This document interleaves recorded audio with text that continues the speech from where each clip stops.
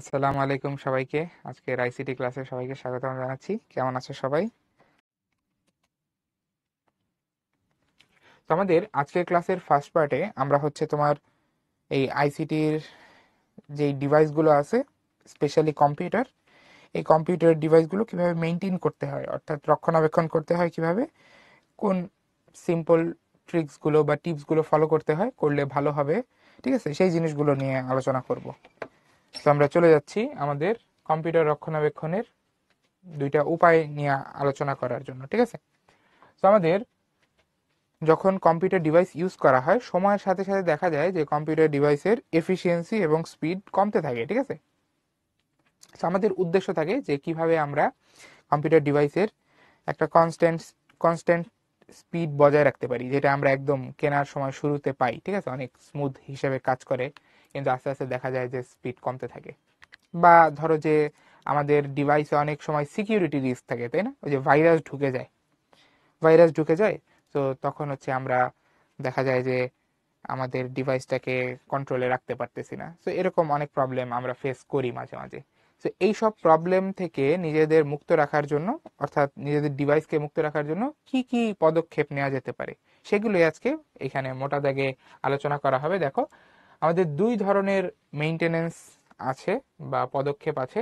একটা হচ্ছে যে প্রতিরোধমূলক, বা যেটাকে আমরা বলতেছি প্রিভেন্টিভ মেইনটেনেন্স, ঠিক আছে। প্রতিরোধমূলক অর্থ হচ্ছে যে তোমার সমস্যা তৈরি হওয়ার আগেই তুমি পদক্ষেপ নাও, ঠিক আছে।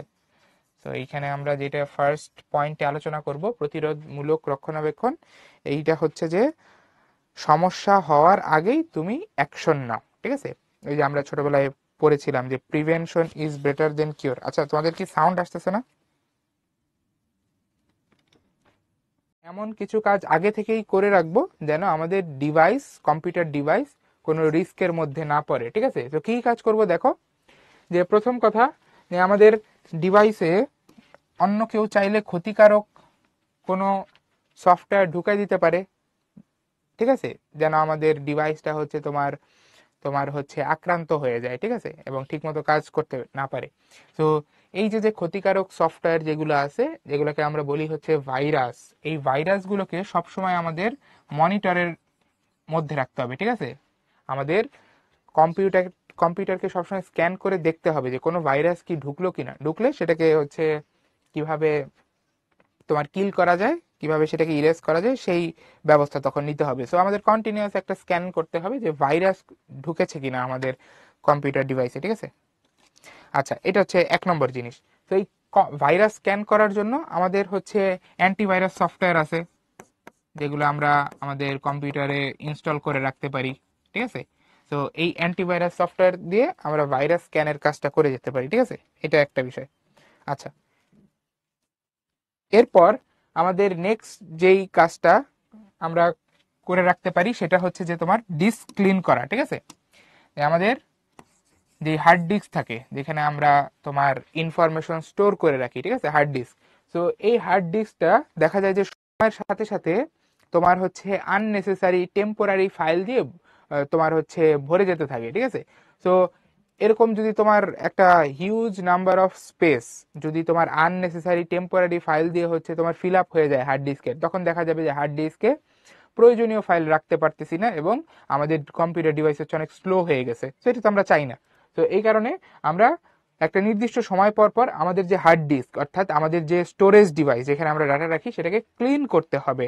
আননেসেসারি ফাইল বা টেম্পোরারি ফাইল ওইখান থেকে, হার্ড ডিস্ক থেকে মুছে ফেলতে হবে, ইরেজ করে ফেলতে হবে, ঠিক আছে। তো এটাই হচ্ছে ডিস্ক ক্লিন করা। তো এই ডিস্ক ক্লিন করার জন্য কিছু ক্লিনার সফটওয়্যার আছে, এইগুলো আমরা ইনস্টল করে রাখতে পারি। তাহলে ওই ক্লিনার সফটওয়্যারগুলো নির্দিষ্ট সময় পর পর আমাদের জন্য হার্ড ডিস্কটাকে ক্লিন করে রাখবে, ঠিক আছে। ওকে, তোমাদের উদ্দেশ্যে আমার একটা তোমার পরামর্শ থাকবে, সেটা হচ্ছে যে তোমরা যখন পড়ানো হয় তখন একটু এইদিকে ফোকাস করো, ঠিক আছে। চ্যাট বক্সে একটু কম এনগেজ থেকে তোমরা এইদিকে একটু মনোযোগ দাও, তাহলে জিনিসটা বেটার আন্ডারস্ট্যান্ড করতে পারবা। তারপর তোমরা যেই জিনিসের প্রবলেম মনে হচ্ছে সেটা নিয়ে কোশ্চেন করতে পারো, ঠিক আছে। আচ্ছা, তো এরপরে আমাদের যেই প্রতিরোধমূলক রক্ষণাবেক্ষণ ব্যবস্থা সম্পর্কে জানতে হবে, যেটা আমরা আগে থেকেই পদক্ষেপ নিয়ে রাখতে পারি, সেটা হচ্ছে তোমার ডিস্ক ডিফ্র্যাগমেন্টেশন। তো এই পদক্ষেপটা আসলে আমাদের ওই হার্ড ডিস্কের জন্যই, ঠিক আছে। তো এখানে আসলে যেটা করা হয় যে আমাদের সময়ের সাথে সাথে যখন কম্পিউটার ডিভাইস ইউজ করা হয় তখন হচ্ছে কম্পিউটার ডিভাইসে অনেক ফাইল অনেক জায়গায় ছড়ায় ছিটায় থাকে, ঠিক আছে। তো এই অবস্থায় আমাদের এই হার্ড ডিস্ক যেটা থাকে ওটা হচ্ছে ফ্র্যাগমেন্টেড হয়ে যায়, বা এটাকে আমরা বলি হচ্ছে টুকরা টুকরা হয়ে যায়। এখন এই টুকরা টুকরা বলতে কিন্তু মানে ফিজিক্যালি যে ভেঙে গেছে বা ফিজিক্যালি যে সেটা টুকরা টুকরা হয়ে গেছে বিষয়টা এরকম না। আমি যেটা বোঝানোর চেষ্টা করতেছি সেটা হচ্ছে যে হার্ড ডিস্কের ভেতরে জায়গায় জায়গায় তোমার ইনফরমেশন বা ফাইল হচ্ছে ছড়ায় ছিটায় আছে, ঠিক আছে। তো এরকমটা থাকলে তোমার সমস্যা যেটা সেটা হচ্ছে যে তুমি নতুন কোনো ফাইল আর রাখতে পারো না, ঠিক আছে। এরকম যদি ছড়ায় ছিটায় থাকে ফাইল, সো ফাইলকে এক জায়গায় সুন্দর করে গুছায় রাখতে হয়। সো এই গুছায় রাখার কাজটাকে আমরা বলি হচ্ছে তোমার ডিফ্র্যাগমেন্টেশন, ঠিক আছে। ডিফ্র্যাগমেন্টেশন এটা একটা খুবই গুরুত্বপূর্ণ কাজ যেটা আমরা আমাদের কম্পিউটারে একটা নির্দিষ্ট সময় পর পর করে কম্পিউটারটাকে স্মুথ রাখতে পারি, ঠিক আছে। এই ডিফ্র্যাগমেন্টেশনের জন্য হচ্ছে কিছু তোমার ডিফ্র্যাগমেন্টার পাওয়া যায়, ডিফ্র্যাগমেন্টার সফটওয়্যার পাওয়া যায় যারা হচ্ছে আমাদের জন্য এই কম্পিউটারে এই কাজটা করে দিবে, ঠিক আছে। ওকে, লাস্ট যে কাজটা এখানে বলা আছে, যে কাজটা আমরা করব আমাদের কম্পিউটারে, সেটা হচ্ছে যে আমরা যেই সফটওয়্যারগুলো ইউজ করি সেই সফটওয়্যারগুলো আমরা একটা নির্দিষ্ট সময় পর পর আপডেট করব, ঠিক আছে। এটার কারণ কি, যে দেখা যায় অনেক সময় আমাদের সফটওয়্যারে বাগ থাকে, ঠিক আছে। বাগ বা যেটাকে আমরা আরেক নামে এরর হিসাবেও চিনি, এই বাগ বা এরর অনেক সময় আমাদের সফটওয়্যারের মধ্যে থাকে, ঠিক আছে। সো এই বাগ দূর করার জন্য ওই সফটওয়্যার যারা বানাইছে তারা হচ্ছে আপডেট দেয়, ঠিক আছে, আপডেট দেয়। সো সফটওয়্যার আপডেট দিয়ে তারা হচ্ছে এই বাগটাকে ফিক্স করে, ঠিক আছে। সফটওয়্যার আপডেট দেওয়ার মাধ্যমে ফিক্স করে। সো তুমি যদি সফটওয়্যার আপডেট না দাও তাহলে তোমার সফটওয়্যারে কিন্তু ওই বাগটা থেকে যাবে বা ওই ভুলটা এররটা থেকে যাবে। যেমন এই জিনিসটা কিন্তু তোমরা অনেকেই ফিক্স করছো, সরি অনেকেই ফেস করছো যে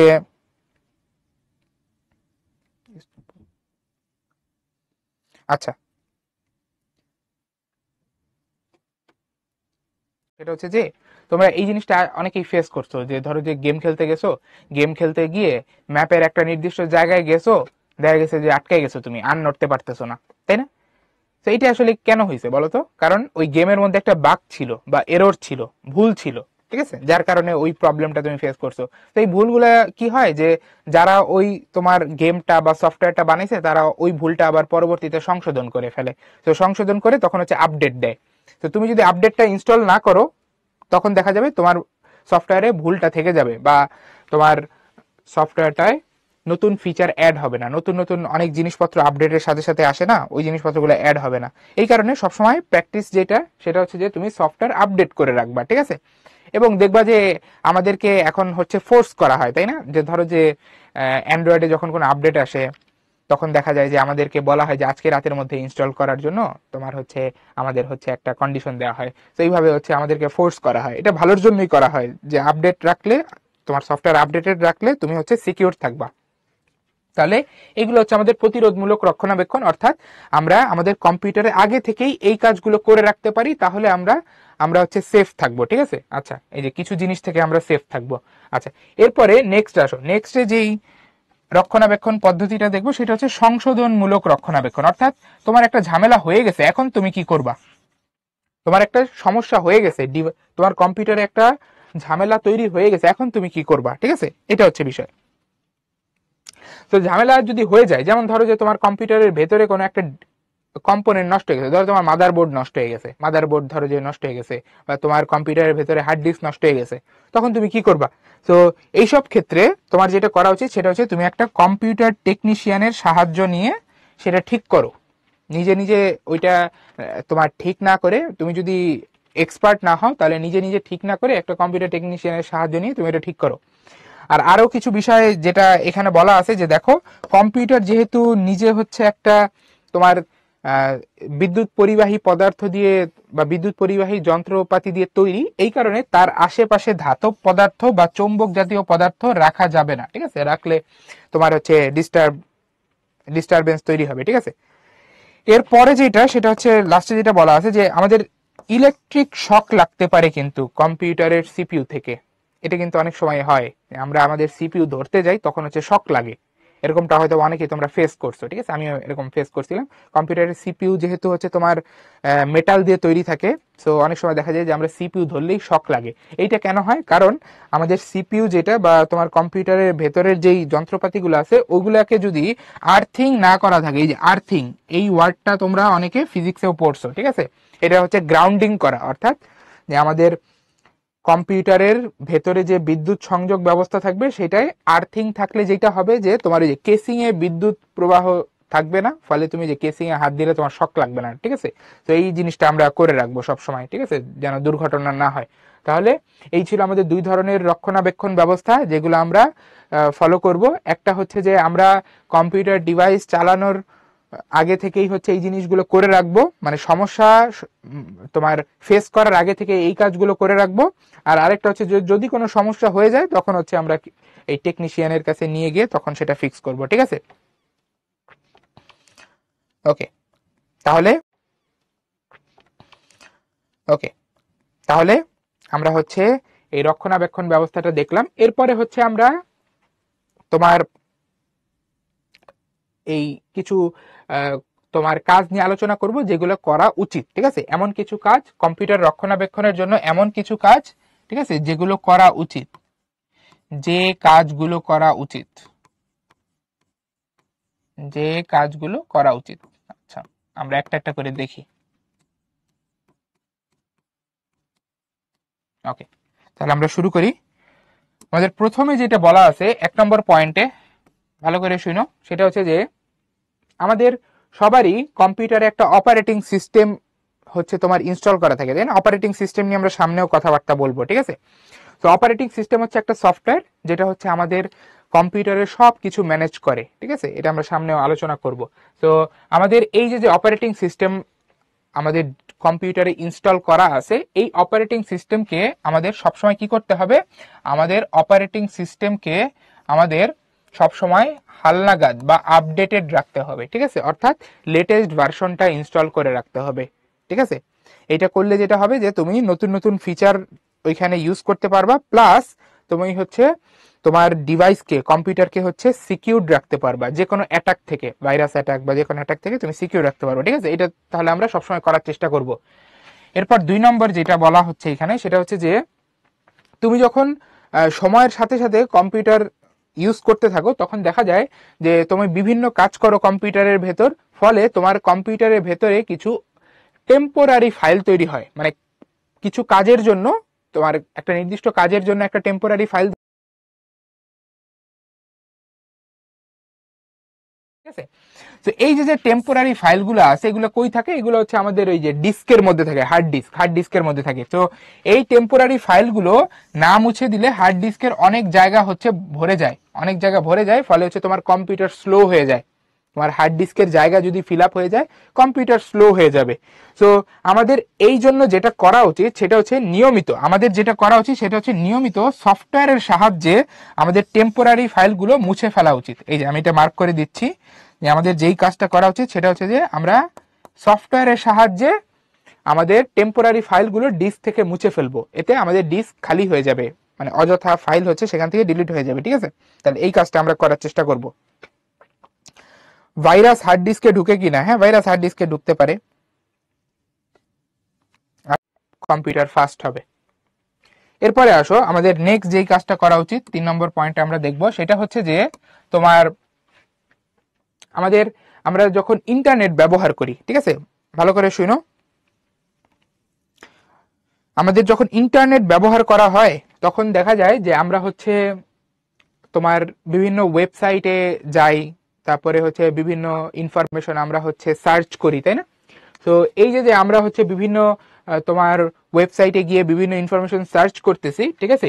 তো এই যে ডেটাগুলা ইন্টারনেটে আমরা যেই তোমার ডেটাগুলো নিয়ে হচ্ছে কাজ করতেছি, এই ডেটাগুলো হচ্ছে তোমার আমাদের ব্রাউজারের মধ্যে একটা নির্দিষ্ট মেমোরি আছে, ক্যাশ মেমোরি। সেই ক্যাশ মেমোরিতে কুকিজ ও টেম্পোরারি ফাইল হিসাবে এই ডেটাগুলো জমা হয়, ঠিক আছে। তো এখানে 2-3টা ওয়ার্ড আছে যেটা তোমাদের জন্য নতুন, ঠিক আছে। সো প্রথমত হচ্ছে যে cache memory, what is cache memory. Second হচ্ছে হোয়াট ইজ কুকিজ। সো আমরা একটা একটা করে দেখি, ঠিক আছে।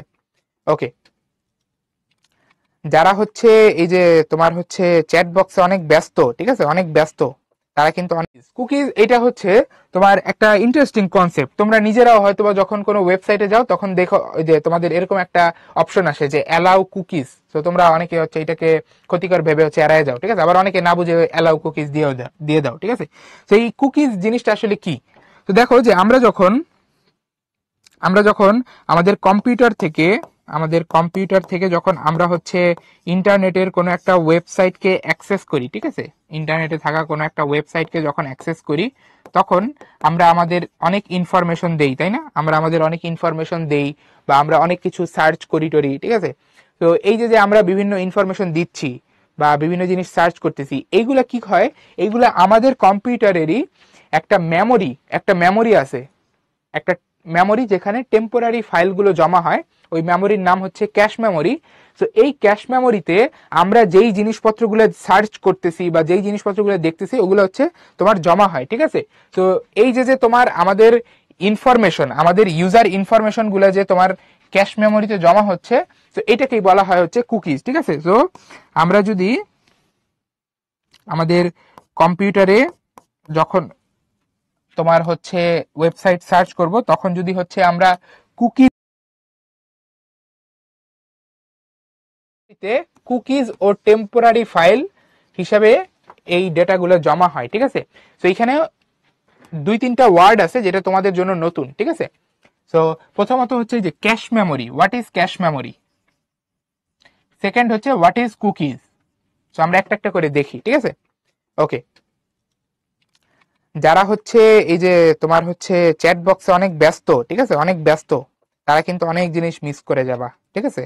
চ্যাট বক্সে এত ব্যস্ত থাকা যাবে না, এদিকে মনোযোগ দাও। আচ্ছা, তো কুকিজ এটা হচ্ছে তোমার একটা ইন্টারেস্টিং কনসেপ্ট। তোমরা নিজেরাও হয়তো বা যখন কোনো ওয়েবসাইটে যাও তখন দেখো ওই যে তোমাদের এরকম একটা অপশন আসে যে অ্যালাউ কুকিজ। তো তোমরা অনেকে হচ্ছে এটাকে ক্ষতিকর ভেবে হচ্ছে এড়ায় যাও, ঠিক আছে, আবার অনেকে না বুঝে অ্যালাউ কুকিজ দিয়ে দাও, ঠিক আছে।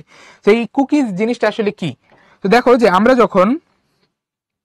যখন আমাদের কম্পিউটার থেকে যখন আমরা হচ্ছে ইন্টারনেটের কোনো একটা ওয়েবসাইটকে অ্যাক্সেস করি, ঠিক আছে, ইন্টারনেটে থাকা কোনো একটা ওয়েবসাইটকে যখন অ্যাক্সেস করি, তখন আমরা আমাদের অনেক ইনফরমেশন দেই, তাই না? আমরা আমাদের অনেক ইনফরমেশন দেই বা আমরা অনেক কিছু সার্চ করি টরি, ঠিক আছে।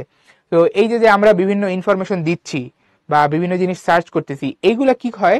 এইগুলা আমাদের কম্পিউটারেরই একটা মেমোরি আছে, একটা মেমোরি যেখানে টেম্পোরারি ফাইলগুলো জমা হয়।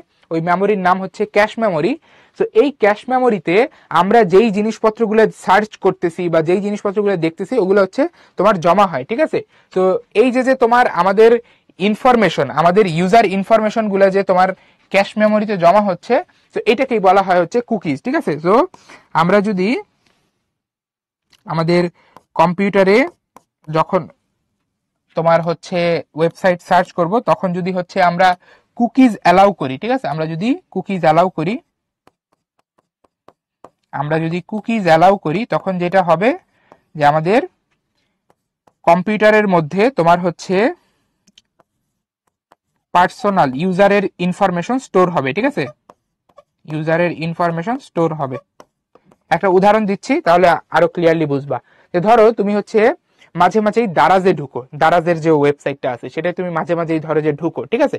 এখন তুমি ঢুকে কি করো? তুমি হচ্ছে অনেক প্রোডাক্ট কিনো, দারাজে তো মোটামুটি সবকিছুই পাওয়া যায়, তো তুমি হচ্ছে যে কোনো প্রোডাক্ট চাইলে কিনতে পারো। কিন্তু দেখা যায় যে তুমি ম্যাক্সিমাম টাইমে যখন হচ্ছে ইলেকট্রনিক প্রোডাক্ট, ধরো যে তোমার ফোন বা ধরো যে তোমার হেডফোন বা চার্জার, এরকম ইলেকট্রনিক ডিভাইস যখন তোমার প্রয়োজন হয় তখনই তুমি দারাজে ঢুকো।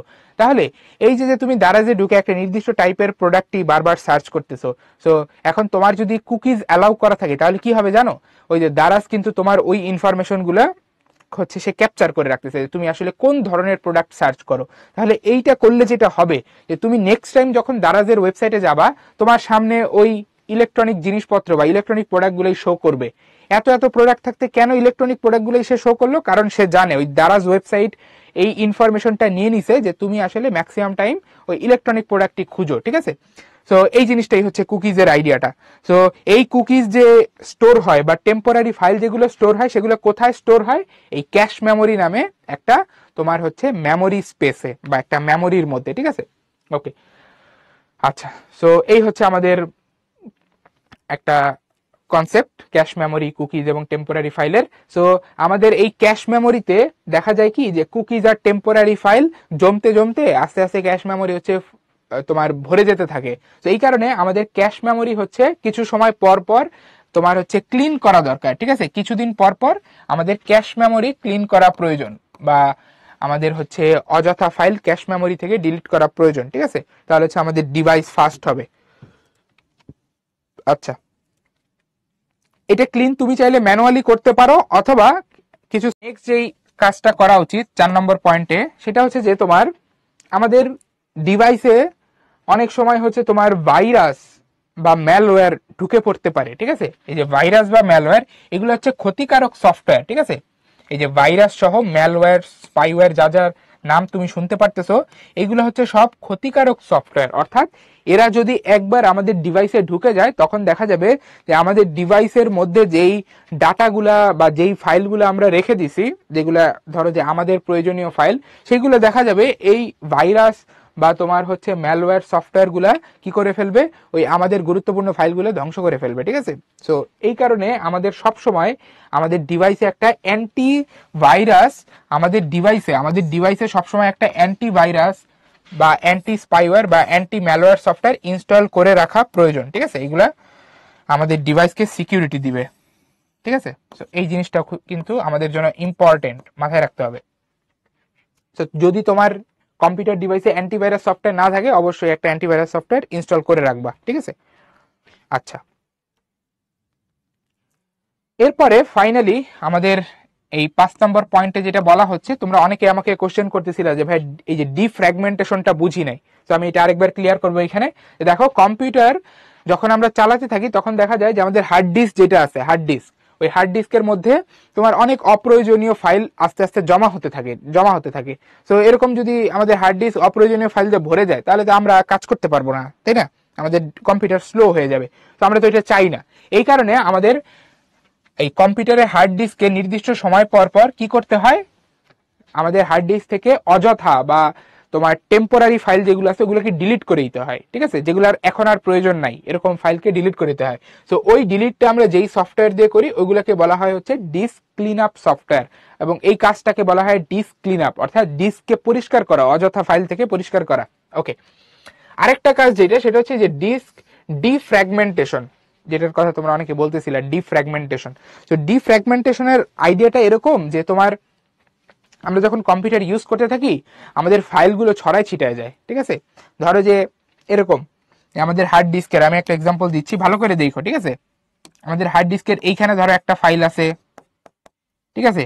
তারপরে ধরো যে এইখানে একটা ফাইল আছে, এইখানে একটা ফাইল আছে, আবার এইখানে একটা ফাইল আছে, আবার ধরো যে এইখানে একটা ফাইল আছে।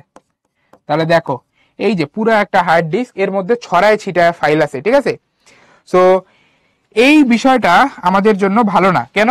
কারণ এরকম ছড়াই ছিটায় ফাইল থাকলে তুমি দেখা যাবে যে নতুন কোনো ফাইল রাখার জায়গা পাবা না, ঠিক আছে? নতুন ফাইল রাখার জায়গা পাবা না। এই কারণে আমরা যেটা করি সেটা হচ্ছে যে তোমার সব ফাইলগুলোকে এক জায়গায় করি, এই যে এক জায়গায় এইভাবে সুন্দর করে সাজায় রাখি, এই যে এক জায়গায় সাজায় রাখি। তাহলে দেখো কত নতুন জায়গা বের হইলো, ঠিক আছে? কত নতুন জায়গা বের হইলো। তো এইটাকে আসলে বলা হচ্ছে যে আমাদের ডিস্ক ডিফ্র্যাগমেন্টেশন, ঠিক আছে? ডিস্ক ডিফ্র্যাগমেন্টেশন, এবং এই কাজটা যেই সফটওয়্যার করে তাকে বলা হয় তোমার ডিস্ক ডিফ্র্যাগমেন্টার, ঠিক আছে? তুমি এরকম একটা ডিস্ক ডিফ্র্যাগমেন্টার তোমার কম্পিউটারে ইনস্টল করে রাখতে পারো, তাহলে ওই ডিফ্র্যাগমেন্টার সফটওয়্যারটাই তোমার জন্য এই সাজানোর কাজটা করে দিবে, ঠিক আছে? ওকে, তাহলে এই কাজটা আমরা করব, এতে আমাদের কম্পিউটারের গতি বা স্পিডটা ঠিক থাকবে। আদারওয়াইজ আমাদের ওই যে কম্পিউটার কেনার কিছুদিন পরই দেখা যাবে কম্পিউটার স্লো হয়ে গেছে। ওকে,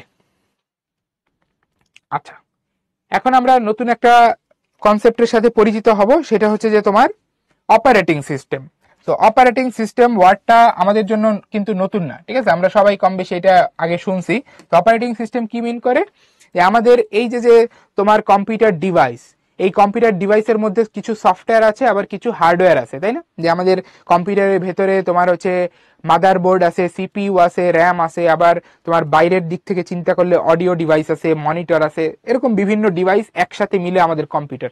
এখন তুমি যখন তোমার কম্পিউটারে একটা সফটওয়্যার রান করো, ধরো যে তুমি একটা গান চালাইতেছো, ঠিক আছে, তো তুমি তো জাস্ট গানের ফাইল যেটা আছে সেটা ওপেন করে ছেড়ে দিছো।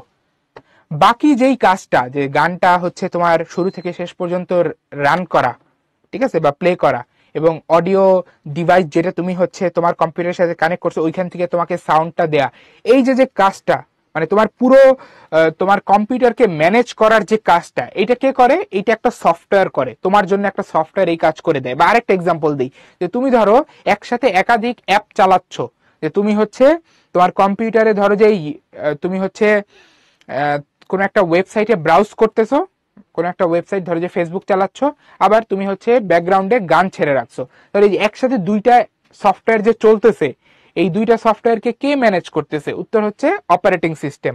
অপারেটিং সিস্টেম হচ্ছে অনেকটা একটা কোম্পানির ম্যানেজারের মতো, ঠিক আছে? কোম্পানির ম্যানেজার যেমন সবাইকে ম্যানেজ করে, ইনস্ট্রাকশন দেয় যে তুমি এইটা করো, তুমি এইটা করো, অপারেটিং সিস্টেমকে এমন ভাবে বানানো হয়েছে যে সে হচ্ছে কম্পিউটারকে ম্যানেজ করে, ঠিক আছে? তাহলে এটা হচ্ছে একটা ম্যানেজার, এটাকে আমরা বলবো কম্পিউটারের জন্য ম্যানেজার, সবকিছু ম্যানেজ করে। সো এইটা হচ্ছে একটা সফটওয়্যার, ঠিক আছে? অপারেটিং সিস্টেম হচ্ছে একটা সফটওয়্যার। যেমন আমরা উইন্ডোজ ইউজ করি, উইন্ডোজ হচ্ছে মাইক্রোসফটের বানানো একটা অপারেটিং সিস্টেম সফটওয়্যার, ঠিক আছে? ওকে, তো অপারেটিং সিস্টেম সফটওয়্যার সম্পর্কে আমাদের কম বেশি নলেজ সবারই আছে।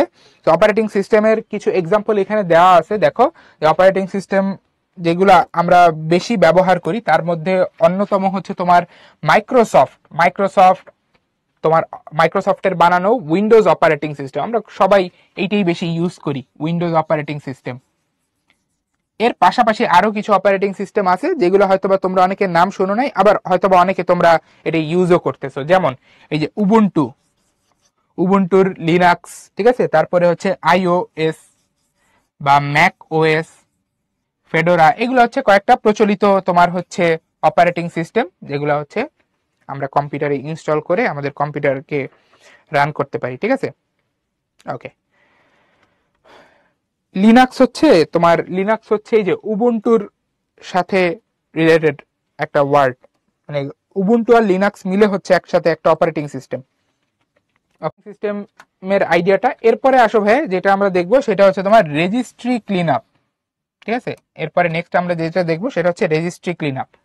তো রেজিস্ট্রি ফাইল বলতে আসলে কি বোঝায় ভালো করে শুনো, ঠিক আছে? সবাই এদিকে মনোযোগ দাও। এই যে রেজিস্ট্রি ফাইল, এটা আসলে কি? রেজিস্ট্রি ফাইল হচ্ছে আমাদের অপারেটিং সিস্টেমের একটা পার্ট, ঠিক আছে? রেজিস্ট্রি ফাইল হচ্ছে, আমি এখানে লিখে দিচ্ছি, এটা হচ্ছে আমাদের part of operating system. Operating সিস্টেমকে আমি সংক্ষেপে ওএস লিখবো, অপারেটিং সিস্টেমের একটা পার্ট, ঠিক আছে?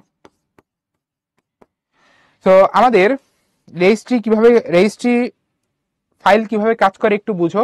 যে আমি একটা এক্সাম্পল দিই তোমাকে, যে তুমি যখন তোমার বাসায় ঢুকো, অনেক সময় এটা হয় আমাদের যাদের হচ্ছে ফ্ল্যাট আছে, ফ্ল্যাটে ঢুকতে গেলে দেখা যায় যে অনেক সময় যে তোমার একদম নিচে যেখানে দারোয়ান থাকে ওইখানে হচ্ছে তোমার নাম, তারপরে ফোন নাম্বার, এগুলো এন্ট্রি করে তারপরে ঢুকতে হয়, তাই না? তো এই যে তুমি যে তোমার নাম, ফোন নাম্বার, এই ইনফরমেশন গুলো একটা খাতার মধ্যে হচ্ছে এন্ট্রি করতেছো, ওই খাতাটাকে কি বলে জানো? ওটাকে বলা হয় রেজিস্ট্রি ফাইল। এখানে তোমার ইনফরমেশন গুলা স্টোর করা আছে, ঠিক আছে? মানে তুমি যে বাসায় ঢুকতেছো, সো তোমার ইনফরমেশন গুলো এখানে স্টোর করা আছে। তো একইভাবে আমাদের কম্পিউটারের জন্য এরকম একটা রেজিস্ট্রি ফাইল থাকে, যেই রেজিস্ট্রি ফাইলের মধ্যে কি কি জিনিস থাকে? কম্পিউটারের ভেতরে যে সফটওয়্যার গুলা বা যে অ্যাপ্লিকেশন গুলা আছে, ঠিক আছে, যেমন হচ্ছে তোমার গুগল আছে, তারপরে তোমার অ্যাডোবি সফটওয়্যার, ফটোশপ আছে ধরো যে, তারপর তোমার কিছু গেমের তোমার অ্যাপ আছে, এরকম বিভিন্ন সফটওয়্যার আমরা ইউজ করি না কম্পিউটারে। তো এই সফটওয়্যার গুলোর যে ইনফরমেশন, সফটওয়্যার গুলোর যে ডাটা, সেইগুলা এই রেজিস্ট্রি ফাইলের মধ্যে স্টোর করা থাকে, ঠিক আছে? এর পাশাপাশি তুমি একজন ইউজার হিসাবে যে কম্পিউটার ইউজ করতেছো, ঠিক আছে, তো তোমার ইনফরমেশন গুলা, ইউজারের ইনফরমেশন গুলাও এই রেজিস্ট্রি ফাইলের মধ্যে থেকে যায়, ঠিক আছে? ওকে, তো আমাদের এই রেজিস্ট্রি ফাইলটা দেখা যায় কি, যে আমরা যত কম্পিউটার সময়ের সাথে সাথে ইউজ করতে থাকি, ওএস মানে হচ্ছে অপারেটিং সিস্টেম, যারা জিজ্ঞেস করছো, ওএস মানে অপারেটিং সিস্টেম। তো আমরা রেজিস্ট্রি, আমরা সময়ের সাথে সাথে কম্পিউটার যখন ইউজ করতে থাকি, আমাদের রেজিস্ট্রি ফাইলের মধ্যে আননেসেসারি অনেক তোমার ডেটা থেকে যায়, ঠিক আছে, আননেসেসারি অনেক ডেটা থেকে যায়। তো আমাদের রেজিস্ট্রি ফাইলটাকে ক্লিন করার প্রয়োজন হয়, অপ্রয়োজনীয় তথ্য সেখান থেকে বের করে ফেলার প্রয়োজন হয়। তো এই জন্য একটা সফটওয়্যার লাগে, এটাকে আমরা বলি রেজিস্ট্রি ক্লিন আপ সফটওয়্যার। এটাকে আমরা কি বলি? Registry clean up software. রেজিস্ট্রিকে ক্লিন করা মানে অপ্রয়োজনীয় ইনফরমেশন সেখান থেকে ফেলে দেওয়া। তো এই যে 3টা এক্সাম্পল এখানে দেওয়া আছে, তো এইগুলো হচ্ছে রেজিস্ট্রি ক্লিন আপের কাজে ইউজ করা যেতে পারে, ঠিক আছে। ওকে, এই পর্যন্ত কি তোমাদের ক্লিয়ার? বলো তো একটু। ওকে, ঠিক আছে। তো তোমরা সবাই যেই কাজটা করবা সেটা হচ্ছে প্রথমেই কোশ্চেনটা ভালোভাবে পড়বা। কোশ্চেন পড়ার পর মাথা ঠান্ডা করে পড়বা, পড়ার পর তারপর হচ্ছে অ্যান্সারটা তোমরা সাবমিট করে দিবা। আচ্ছা, আমি কুইজ লঞ্চ করে দিলাম।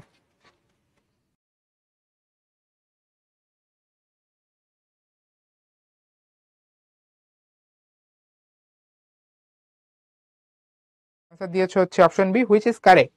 এখানে দেখো কি বলা হয়েছে, যে আমাদের ডিস্ক ক্লিন আপ আর ডিফ্র্যাগমেন্টার যেই সফটওয়্যারগুলো আছে সেগুলো মূলত কি কাজ করে। তো আমাদের প্রথম স্টেটমেন্টে যেটা বলা হচ্ছে যে হার্ড ডিস্কের জায়গা খালি করে। হ্যাঁ, এই যে ডিস্ক ক্লিন আপ সফটওয়্যার কিন্তু এটাই করে, হার্ড ডিস্কের জায়গা খালি করে, তাহলে এটা ঠিক আছে। এরপরে বলা হচ্ছে যে মেমোরি থেকে ভাইরাস দূর করে। না, ভাইরাস দূর করার কাজ তো অ্যান্টিভাইরাস সফটওয়্যারের, ঠিক আছে, তাহলে এইটা কিন্তু সঠিক না। আচ্ছা, এরপরে বলা হচ্ছে ফাইলগুলো সাজিয়ে কম্পিউটারকে গতিশীল করে। এই যে ডিফ্র্যাগমেন্টার কিন্তু এই কাজটাই করে, ফাইলগুলোকে সাজিয়ে কম্পিউটারকে গতিশীল করে, ঠিক আছে। তাহলে আমরা এই জিনিসগুলো কিন্তু দেখে নিলাম যে এখান থেকে 1 আর 3 হচ্ছে আমাদের কারেক্ট স্টেটমেন্ট। তো এটা কোথায় আছে? 1 আর 3 এই যে অপশন বি তে আছে। অপশন বি হচ্ছে আমাদের কারেক্ট আনসার, ঠিক আছে। ওকে, তো আমি লিডার বোর্ডটা শেয়ার করতেছি। এরপরে আসো ব্রাউজার, ঠিক আছে। আমাদের ব্রাউজার হচ্ছে একটা সফটওয়্যার। এটার কাজটা কি? ব্রাউজার সফটওয়্যারের কাজ কি? এটার কাজ হচ্ছে তোমার আমাদের ইন্টারনেটে থাকা বিভিন্ন ওয়েবসাইটকে অ্যাক্সেস করা, ঠিক আছে। অর্থাৎ তুমি যদি কোনো একটা ওয়েবসাইটকে খুঁজে পেতে চাও ইন্টারনেটের মাধ্যমে, তাহলে তুমি যে সফটওয়্যারটা ইউজ করবে সেটি হচ্ছে ব্রাউজার। তো এই ব্রাউজারের একটা সুন্দর সংজ্ঞা এখানে দেওয়া আছে। ব্রাউজার কি করে? ব্রাউজার হচ্ছে যে তুমি একটা ওয়েবসাইটের কোনো একটা ওয়েব পেজে গিয়ে লেখা, ছবি বা অন্যান্য ইনফরমেশন সেখানে খুঁজতে পারো, ডাউনলোড করতে পারো বা আপলোড করতে পারো, ঠিক আছে। এটি হচ্ছে ব্রাউজারের কাজ। তো কয়েকটা জনপ্রিয় ব্রাউজারের উদাহরণ এখানে দেওয়া আছে, এগুলো আমরা মোটামুটি কম বেশি সবাই জানি। এটা হচ্ছে যে Google Chrome, Mozilla Firefox, Microsoft Edge, ঠিক আছে, তারপরে সাফারি, এরকম আরো হচ্ছে তোমার অনেক ব্রাউজার আছে। ওকে, এখন আসো আমরা খুবই ইম্পর্টেন্ট একটা জিনিস দেখবো, সেটা হচ্ছে যে কিভাবে আমরা কোনো একটা সফটওয়্যার আমাদের কম্পিউটার ডিভাইসে নতুনভাবে ইনস্টল করতে পারি এবং আমাদের ডিভাইসে থাকা কোনো একটা অপ্রয়োজনীয় সফটওয়্যারকে কিভাবে আমরা আনইনস্টল করতে পারি, ঠিক আছে। সো আমরা ফার্স্টে দেখবো কিভাবে ইনস্টল করা যায়। সো ইনস্টলেশনের জন্য যেই তোমার ধাপগুলো ফলো করতে হয়, ঠিক আছে, সেই ধাপগুলো এখানে দেওয়া আছে একটা একটা করে। কিন্তু যেটা হয় যে আমরা আসলে ছোটবেলা থেকে যখন তোমার সফটওয়্যার ইনস্টল করি, স্পেশালি গেমস যখন আমরা ছোটবেলায় ইনস্টল করতাম, তখন দেখা যেত যে এই ধাপের আমরা অত কেয়ার করতাম না, ঠিক আছে। আমরা যেটা করতাম যে তোমার হচ্ছে যে এক্সিকিউটেবল ফাইল যেটা আছে ওইটা ওপেন করে নেক্সট চাপতে থাকতাম। একটা পর্যায়ে গিয়ে হচ্ছে একটা এরকম তোমার লোডিং একটা বার আসতো, ওই বারটা বোঝাইতো যে আমাদের ওই অ্যাপ্লিকেশনটা ইনস্টল হচ্ছে। এরপরে ইনস্টলেশন শেষ হয়ে গেলে যে ফিনিশ বাটনটা আসলেই আমরা ভাবতাম যে আমরা জিতে গেছি। তো ফিনিশ বাটন চাপ দেওয়া মাত্র শেষ, আমাদের ইনস্টলেশন শেষ। এটাই, আমরা এর মাঝখানে আর কিচ্ছু পড়তামও না, কিছু দেখতামও না, খালি নেক্সট দিয়ে দিয়ে যাইতাম, তাই না? এটাই আমাদের ছোটবেলার সহজ স্মৃতি। এখন হয়তো অনেকে করো, বাট কিছু স্টেপ ফলো করা উচিত, ঠিক আছে। ওই স্টেপগুলো এখানে বলা আছে যেগুলো ফলো করা উচিত। যেমন একটা একটা করে দেখি। প্রথম যে স্টেপের কথা বলা হচ্ছে, দেখো, এটা হচ্ছে যে তুমি যেই সফটওয়্যারটা ইনস্টল করতে যাচ্ছ ওই সফটওয়্যারটা কি তোমার কম্পিউটারে সাপোর্ট করবে কিনা সেটা একটু আগে দেখে নাও। যেমন অনেক সময় এরকম হয় যে আমরা ধরো যে অনেক হাই এন্ডের কোনো একটা গেমস, ধরো যে হাই রিকোয়ারমেন্টের কোনো একটা গেমস ধরো যে আমাদের দুর্বল পিসিতে রান করার চেষ্টা করতেছি, তখন কি হবে জানো? যে তোমার কম্পিউটারটা দেখা যাবে যে অনেক বেশি স্লো হয়ে গেছে, ল্যাগই হয়ে গেছে। তুমি হয়তো গেমটা রান করছো কিন্তু গেমটা শান্তি মতো খেলতে পারতেছো না, খালি ল্যাগ করতেছে, মানে আটকে আটকে যাচ্ছে। তো এটা কেন হচ্ছে? কারণ তোমার কম্পিউটার লোড নিতে পারতেছে না, এত হাই রিকোয়ারমেন্ট সে লোডটা নিতে পারতেছে না। তো এই জিনিসটা সবসময় খেয়াল করবা যে তোমার যেই সফটওয়্যারটা চালাতে যাচ্ছ ওই সফটওয়্যারটা তোমার কম্পিউটার সাপোর্ট করবে কিনা, ঠিক আছে। আচ্ছা, এরপর 2 নম্বরে যেটা সেটা হচ্ছে যে তোমার প্রত্যেকটা সফটওয়্যারের সাথে একটা হচ্ছে তোমার রিডমি ফাইল থাকে। এই ফাইলটা আমরা ম্যাক্সিমাম মানুষ পড়ি না, কয়জন পড়ছো একটু জানাইতে পারো? রিডমি ফাইল নামের একটা ফাইল থাকে সব সময় আমাদের সফটওয়্যারগুলোর সাথে। এই ফাইলের মধ্যে তোমার হচ্ছে অনেক ইনস্ট্রাকশন দেয়া থাকে, ঠিক আছে, অনেক ইনস্ট্রাকশন দেয়া থাকে যে তোমার কিভাবে এটা ইনস্টল করতে পারো বা এটা কারা বানাইছে, এরকম অনেক তোমার সফটওয়্যার রিলেটেড কথাবার্তা লেখা থাকে যেটা আমরা ম্যাক্সিমাম টাইম পড়ি না, ঠিক আছে। আচ্ছা, এরপর 3 নম্বরে হচ্ছে যে তোমার এইটা এখন করার প্রয়োজন নাই, ঠিক আছে। যেটা বলা হচ্ছে এখানে দেখো যে আমরা যখন কোনো একটা সফটওয়্যার ইনস্টল করব তখন অন্য সকল কাজ, কম্পিউটারের অন্য সকল কাজ বন্ধ রাখা উচিত। এই যে বন্ধ রাখার কথা বলতেছে, ঠিক আছে। এটা কেন বলতেছে যে আগের, এটা হচ্ছে মানধাতার আমলের কথা বলতেছে। এখনকার কম্পিউটার অনেক ফাস্ট, এখনকার কম্পিউটারে তুমি একটা সফটওয়্যার ইনস্টল করার সময় যদি অন্য কাজও করো কোনো সমস্যা হবে না, তোমার কম্পিউটার স্মুথলি কাজ করবে। কিন্তু আগের কালের কম্পিউটারের কথা চিন্তা করো, তখন কি দেখা যেত যে তোমার তখনকার কম্পিউটার এত স্লো ছিল যে তুমি কম্পিউটারে কোনো একটা সফটওয়্যার ইনস্টল করা অবস্থায় যদি অন্য কাজ করতে চাইতে তখন তোমার কম্পিউটার হ্যাং করতো, আটকে যেত। তো এইটা এখনকার প্রসেসর যেই পরিমাণ তোমার ফাস্ট তার সাথে তুলনা করলে এটা আমাদের ফলো না করলেও হয়, ঠিক আছে। আচ্ছা, এরপর হচ্ছে তোমার অ্যান্টিভাইরাস সফটওয়্যার বন্ধ আছে কিনা। এই যে এইটা খুবই ইম্পর্টেন্ট একটা বিষয়, দেখো অ্যান্টিভাইরাস সফটওয়্যার বন্ধ আছে কিনা এই জিনিসটা আমার মনে হয় তোমরা অনেকেই ফেস করছো। যে তুমি হচ্ছে কোনো একটা ধরো যে সফটওয়্যার ইনস্টল করতে গেছো কিন্তু তোমার কম্পিউটারে যে অ্যান্টিভাইরাস সফটওয়্যার ইনস্টল করা আছে ওই অ্যান্টিভাইরাস সফটওয়্যারটা তোমার ওই নতুন সফটওয়্যারটাকে ব্লক করে দিছে। বিশেষ করে যারা হচ্ছে যে টরেন্ট ডাউনলোড করতে যাও, টরেন্ট ইনস্টল করতে, টরেন্ট অ্যাপ যারা ইনস্টল করতে যাও তারা এই জিনিসটা অনেক ফেস করছে। খেয়াল করো যে তোমার দেখবা যে যেই অ্যান্টিভাইরাস সফটওয়্যারটা তোমার কম্পিউটার আছে ওইটা দেখবা যে তোমার অনেক সময় ডাউনলোডই ব্লক করে দেয়, আবার অনেক সময় তুমি যখন ইনস্টল করতে যাও ইনস্টলকে ব্লক করে দেয় সে, ঠিক আছে। এর কারণ হচ্ছে যে সে এই অ্যান্টিভাইরাস সফটওয়্যার এমন ভাবে ডিজাইন করা যে সে হচ্ছে বাইরের কোনো একটা সফটওয়্যার দেখলে সেটাকে ক্ষতিকারক চিন্তা করে, এই কারণে সে ব্লক করে দেয়। এইভাবেই সে ডিজাইন করা। তো তুমি তো জানো, তুমি যখন একটা সফটওয়্যার ইনস্টল করতে তুমি তো জানো যে না এটা ক্ষতিকারক না, এটা আমার কাজের সফটওয়্যার। তো তুমি যেহেতু জানো তো এটা তোমার কম্পিউটারের জন্য ক্ষতিকারক না, সো এই কারণে তুমি অ্যান্টিভাইরাস সফটওয়্যারকে ঠান্ডা করে রাখবা, ঠিক আছে, মানে বন্ধ করে রাখবা যেন ও তোমাকে ডিস্টার্ব না করে, ঠিক আছে। তো এটা একটু খেয়াল করবা। ফাইনালি 5 নম্বর পয়েন্ট যেটা, সেটা হচ্ছে যে একদম ইনস্টলেশন শেষ হয়ে গেলে তুমি হচ্ছে অপারেটিং সিস্টেমের অ্যাডমিনিস্ট্রেটরের অনুমতি নিবা, ঠিক আছে। এই যে এই জিনিসটা আমরা সবসময় করি, যে তুমি দেখবা যে আমরা যখন ইনস্টলেশন শেষ করার পরে রান করতে যাই, আমরা যখন ইনস্টলেশন শেষ করার পরে কোনো একটা সফটওয়্যার রান করতে যাই তখন দেখবা এরকম একটা কথা লেখা আসে, রান অ্যাজ অ্যাডমিনিস্ট্রেটর, ঠিক আছে। অ্যাডমিনিস্ট্রেটর বলতে বোঝানো হয় ওই যে তুমি যে অপারেটিং সিস্টেম বা কম্পিউটারের যে মালিক সে কি পারমিশন দিচ্ছ কিনা এই সফটওয়্যারটা রান করার জন্য, ঠিক আছে। তো যদি পারমিশন দাও তখন হচ্ছে ওই সফটওয়্যারটা তোমার কম্পিউটারের অ্যাক্সেস পেয়ে যাবে, ঠিক আছে। তো সে হচ্ছে রান করতে পারবে। সেই কারণে আমাদের একদম লাস্ট স্টেজে গিয়ে একটা অ্যাডমিনিস্ট্রেটিভ পারমিশন দেওয়া লাগে, ঠিক আছে। আচ্ছা, তো এই কাজগুলো হচ্ছে মোটামুটি আমরা করে থাকি যখন হচ্ছে আমাদের সফটওয়্যারগুলো ইনস্টল করতে হয়। সবসময় ফলো করি না, কিন্তু ফলো করা উচিত, ঠিক আছে। সো ফাইনালি এখানে কিছু কথাবার্তা বলা আছে, দেখো এই জিনিসগুলো আমাদের অনেকটাই নস্টালজিক করে দিবে যে আমরা আগের কালে যখন হচ্ছে তোমার সফটওয়্যার ইনস্টল করতাম তখন দেখা যেত ওই সফটওয়্যারটাকে আমরা হচ্ছে তোমার সিডি, ডিভিডি বা পেন ড্রাইভে ক্যারি করতাম, তাই না? মনে আছে আমরা আগে যখন তোমার হচ্ছে সফটওয়্যার ইনস্টল করতে যাইতাম তখন হচ্ছে আমরা সিডি, ডিভিডি বা পেন ড্রাইভে সফটওয়্যারটা ক্যারি করতাম। কিন্তু এখন কিন্তু এই সিডি ডিভিডি একদমই ইউজ হয় না, বলতে গেলে এটা একদম বিলুপ্ত হওয়ার পথে, ঠিক আছে। সিডি ডিভিডি এগুলো ইউজ হয় না। ম্যাক্সিমাম টাইমে এখন যেটা হয় যে আমাদের সফটওয়্যারটা হচ্ছে আমরা ইন্টারনেট থেকে ডাউনলোড করে ফেলি, ঠিক আছে, ডাউনলোড করে তারপরে সেটা ইনস্টল করি। সো এটা হচ্ছে কিছু সোর্সের কথা বলা আছে যে আমরা হচ্ছে এইভাবে তোমার আমাদের সফটওয়্যার গুলোকে তোমার ক্যারি করতে পারি, ঠিক আছে, ইনস্টল করার আগে। আর এই যে লাস্টে একটা ওয়ার্ড আছে অটো রান। অটো রান হচ্ছে যে এমন একটা ফিচার, অটো রান দিলে তোমার ওই সফটওয়্যারটা ইনস্টল হওয়ার পর অটোমেটিক্যালি সে রান হবে বা চালু হবে, ঠিক আছে। ওকে, সো আমাদের এখন হচ্ছে তোমার আনইনস্টলেশনের পার্ট। সো এই জিনিসটা আমরা পুরোটাই প্র্যাকটিক্যালি দেখবো, ঠিক আছে। সো আমি হচ্ছে তোমাদেরকে এই পুরো বিষয়টা প্র্যাকটিক্যালি দেখানোর চেষ্টা করব। তোমরা যেটা করবা, তোমরা হচ্ছে যারা তোমার নিজেদের ডিভাইসের সামনে আসো, ঠিক আছে, সেটা কম্পিউটার, তারপর laptop, anything, it can be anything.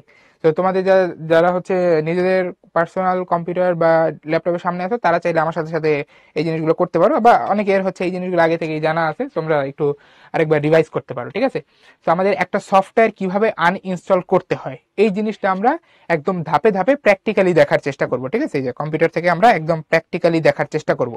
খুবই সহজ জিনিস, তারপরেও এই জিনিসটা আমরা নতুন ভাবে দেখার চেষ্টা করব। তো আমাদের যে কোনো সফটওয়্যার আনইনস্টল করতে গেলে, আনইনস্টল করার অর্থ হচ্ছে যে তোমার ফাইল সিস্টেম থেকে তুমি তোমার সফটওয়্যারটাকে সরাই দিবা, ঠিক আছে। ফাইল সিস্টেম বলতে কি বুঝাই, মানে এই যে আমাদের ফাইল এক্সপ্লোরার আছে, ঠিক আছে, এই ফাইল এক্সপ্লোরারের ভেতর আর হচ্ছে আমাদের কি থাকবে না, ওই সফটওয়্যারটা থাকবে না, ঠিক আছে, যেই সফটওয়্যারকে আমরা আনইনস্টল করে দিব, ঠিক আছে। তো এরকম একটা বিষয়। আচ্ছা, তো আমি একটু দেখাই এখন কিভাবে আনইনস্টল করতে হয়। তো প্রথমে যেটা করব সেটা হচ্ছে যে আমরা এই যে আমাদের স্টার্ট বাটন থেকে আমরা হচ্ছে কন্ট্রোল প্যানেল, এই যে তোমরা এখানে সার্চ করতে পারো, তাহলে চলে আসবে কন্ট্রোল প্যানেল। কন্ট্রোল লিখছি তাতেই চলে আসছে, ঠিক আছে। এই যে কন্ট্রোল প্যানেল, এইখানে হচ্ছে ক্লিক করবা। কন্ট্রোল প্যানেলে ক্লিক করলে এখানে অনেকগুলো অপশন আসবে, তার মধ্যে থেকে এই যে দেখো, এই যে প্রোগ্রামস একটা জায়গায় আছে, একদম নিচে প্রোগ্রামস।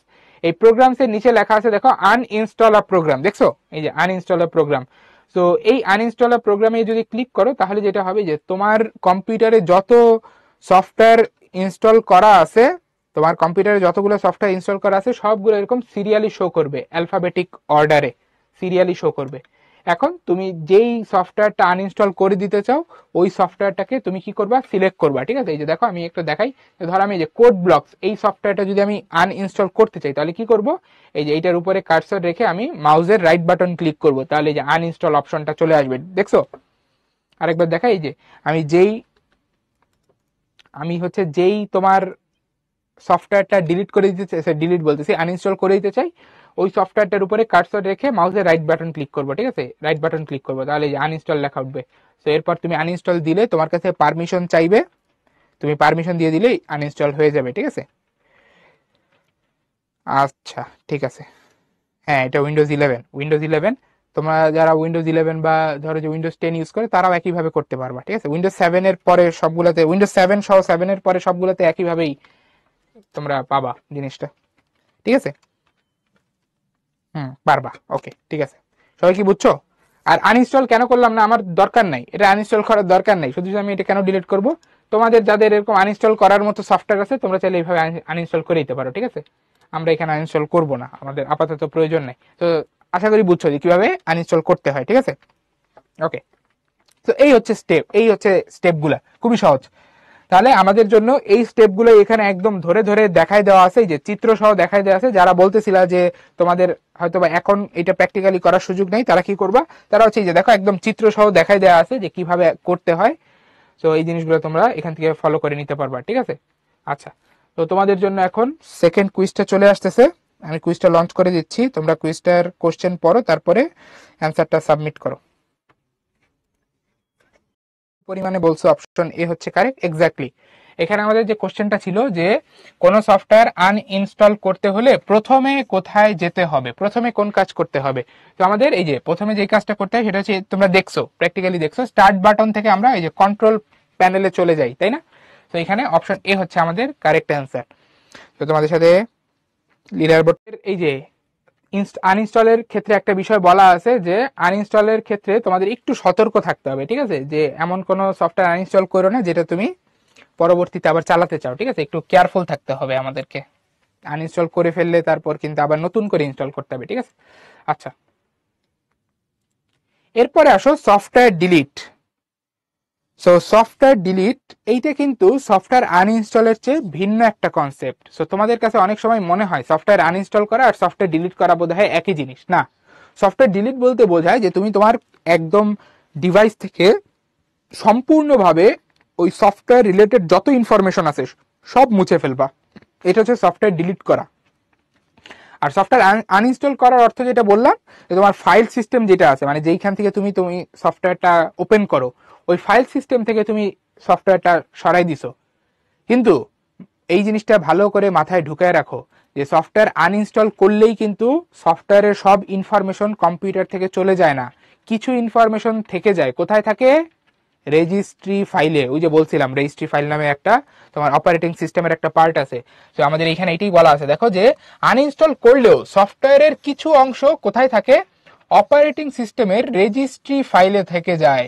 খুবই ইম্পর্টেন্ট একটা কথা। তো রেজিস্ট্রি ফাইলে এন্ট্রি করে যেরকম ঢুকতে হয়, ঠিক আছে, তো রেজিস্ট্রি ফাইলে তুমি যদি নামটা মুছে দিতে চাও তখন হচ্ছে আবার ওই যে সফটওয়্যার ডিলিট নামে আলাদা কাজ করতে হবে, ঠিক আছে।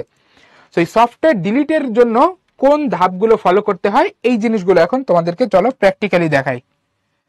সো আমরা যখন হচ্ছে তোমার কোনো একটা সফটওয়্যার ডিলিট করতে চাইবো, তখন আমাদের যেই কাজটা করতে হবে সেটা হচ্ছে যে তোমাদের রেজিস্ট্রি এডিটর নামের সফটওয়্যারটা ওপেন করতে হবে। রেজিস্ট্রি এডিটর মানে যেখান থেকে আমরা রেজিস্ট্রিকে চেঞ্জ করতে পারি, registry. So registry editor open করার জন্য একটা কিবোর্ডের একটা শর্টকাট আছে। এটা ভালো করে শুনো, সবাই মনোযোগ দাও, ভালো করে মনোযোগ দাও। এখান থেকে কিন্তু কোশ্চেন হয়, তোমাদের কিন্তু এখান থেকে কোশ্চেন আসবে।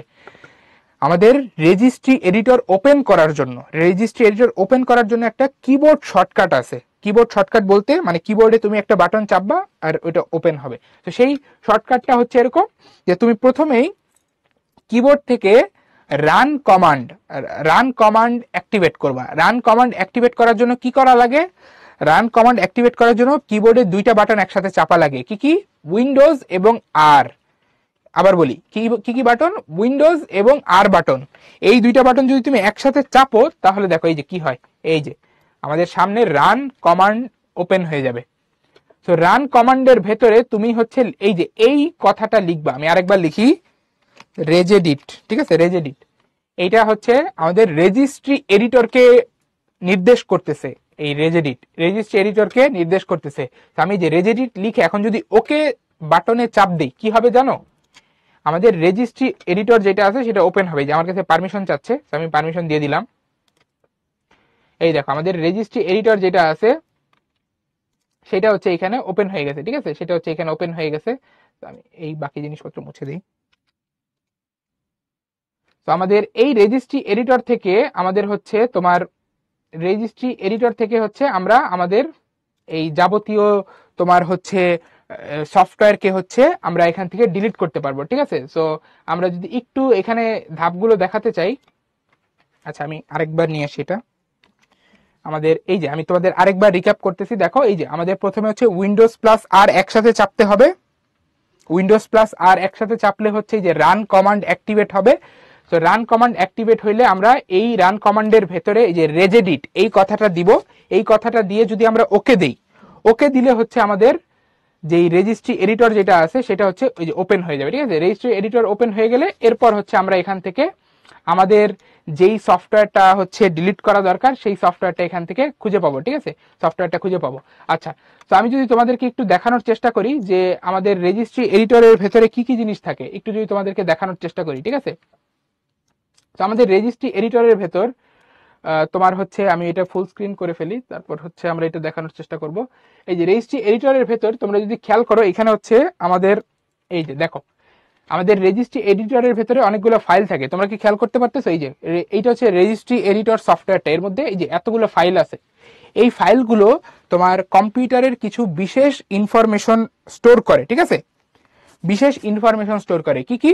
যেমন দেখো এই যে প্রথম যে ফাইলটা আছে hkey_classes_root, এটা হচ্ছে তোমার এই কম্পিউটারের একদম রুট লেভেলের কিছু জিনিসপত্র স্টোর করে।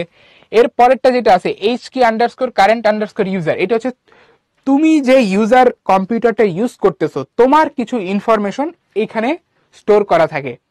এরপরে যেটা আছে দেখো hkey_local_machine, এইখানে হচ্ছে তোমার লোকাল মেশিন বলতে মানে তুমি যেই কম্পিউটারটা তোমার বাসায় বা ল্যাবে চালাচ্ছ ওইটাকে বলা হয় লোকাল মেশিন।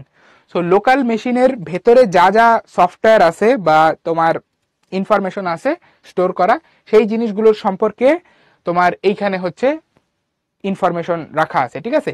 সো আমাদের যেই সফটওয়্যারটা ডিলিট করতে হবে আমি একটু দেখানোর চেষ্টা করতেছি যে যেই সফটওয়্যারটা ডিলিট করতে হবে ওই সফটওয়্যারটা আমরা খুঁজে পাবো এই যে এইখানে HKey_local_machine।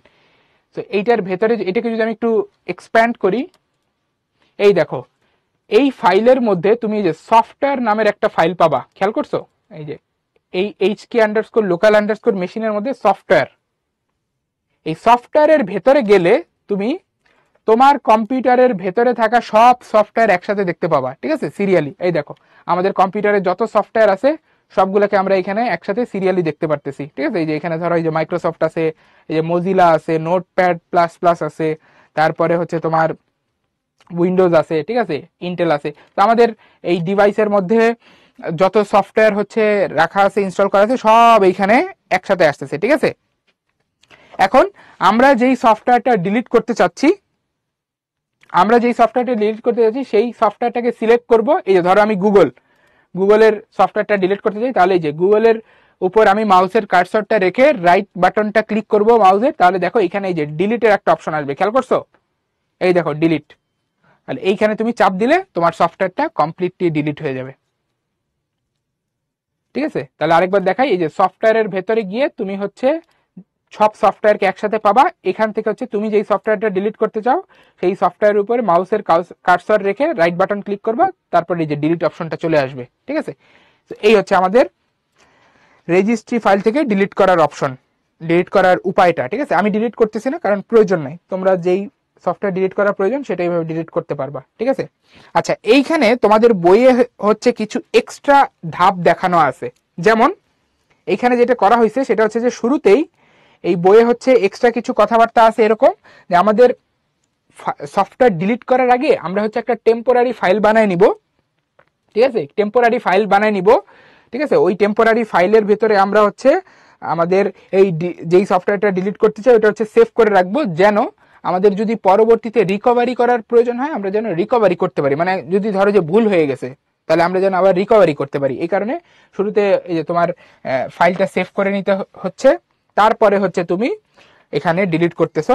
তো ডিলিট করার একটা উপায় তো আমি দেখাইলাম, এই যে সফটওয়্যার ফাইলের ভেতর থেকে তুমি সফটওয়্যারটা খুঁজে বের করে ডিলিট করবা।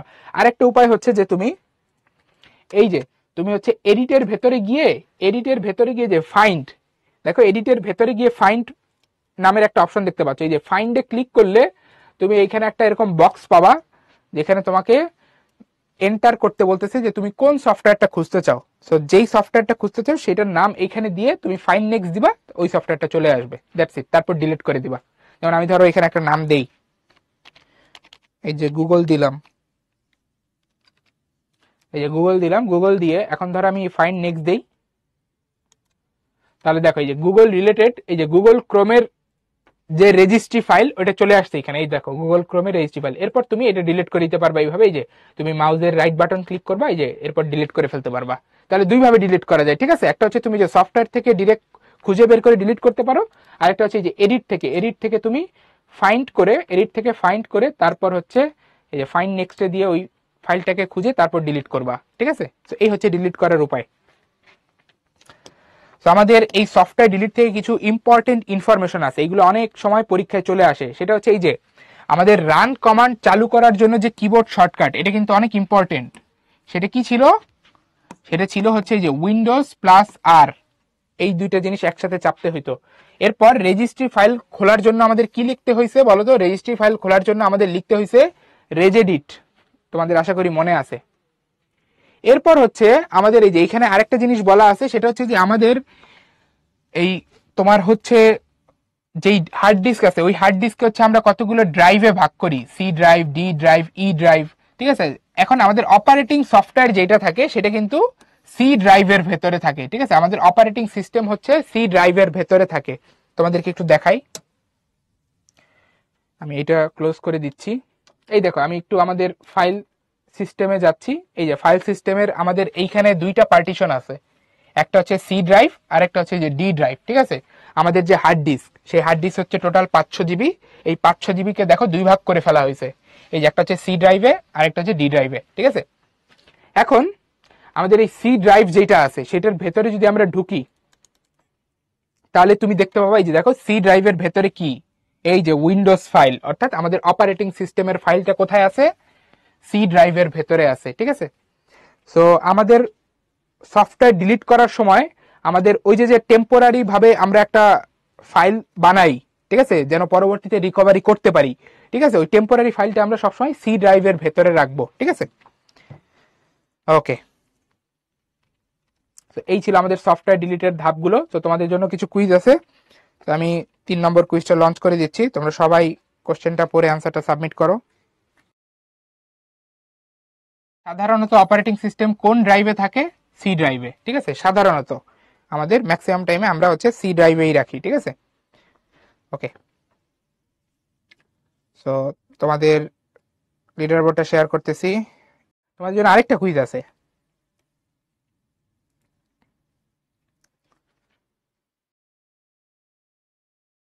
সক্রিয় করার জন্য প্রক্রিয়া কোনটি বা কোন কিবোর্ড শর্টকাট ইউজ করি আমরা? এই যে উইন্ডোজ প্লাস আর একসাথে চাপলে রান কমান্ড অ্যাক্টিভ হয়। অপশন এ হচ্ছে আমাদের কারেক্ট অ্যান্সার, ঠিক আছে। লিডার বোর্ডটা তোমাদের সাথে শেয়ার প্রশ্ন দেখে ব্রেকে যাব। তো এখানে দেখো এই যে সংক্ষিপ্ত প্রশ্ন হচ্ছে আমাদের নতুন কারিকুলামের সংযোজন, তো আমাদের এই কারণে কিন্তু বইটা ভালোভাবে পড়তে হবে, ঠিক আছে। তো এখানে দেখো আমাদের বলা হচ্ছে যে ডিস্ক ক্লিন আপ আর ডিফ্র্যাগমেন্টার তোমার হচ্ছে কেন ব্যবহার করা হয়, ঠিক আছে। যে এখানে একটা আকার চলে আসছে ভুলে, কেন ব্যবহার করা হয়, ঠিক আছে। তো কেন ব্যবহার করা হয় বলো? ডিস্ক ক্লিন আপ ব্যবহার করি আমরা কোন কাজে? আমাদের হার্ড ডিস্ক ক্লিন করতে, বা হার্ড ডিস্ক থেকে তোমার টেম্পোরারি ফাইল বা অপ্রয়োজনীয় ফাইল মুছে দিতে, ঠিক আছে, টেম্পোরারি ফাইল ক্লিন করার জন্য।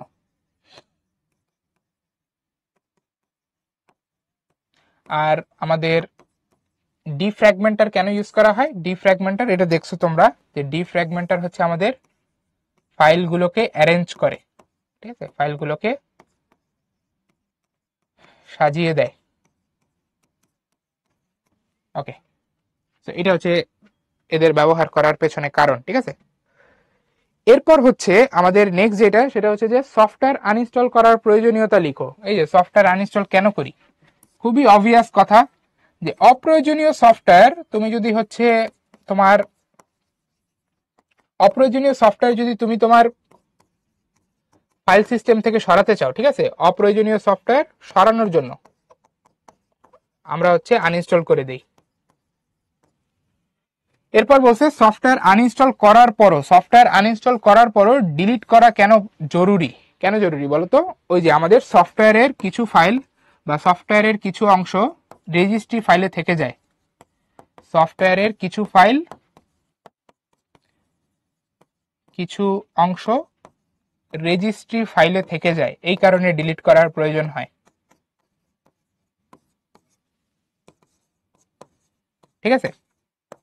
তো এই হচ্ছে আমাদের প্রশ্নগুলোর উত্তর। ওকে, তাহলে এইভাবে হচ্ছে আমাদের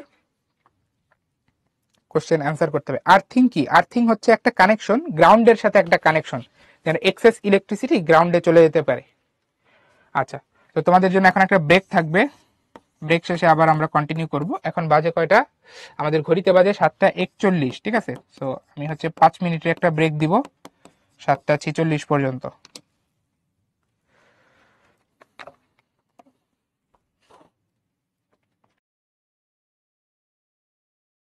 তোমাদের খুবই ভালো লাগবে, ঠিক আছে, তো মনোযোগ দিয়ে শোনার চেষ্টা করো, একটা ইন্টারেস্টিং আলোচনা আশা করি হবে।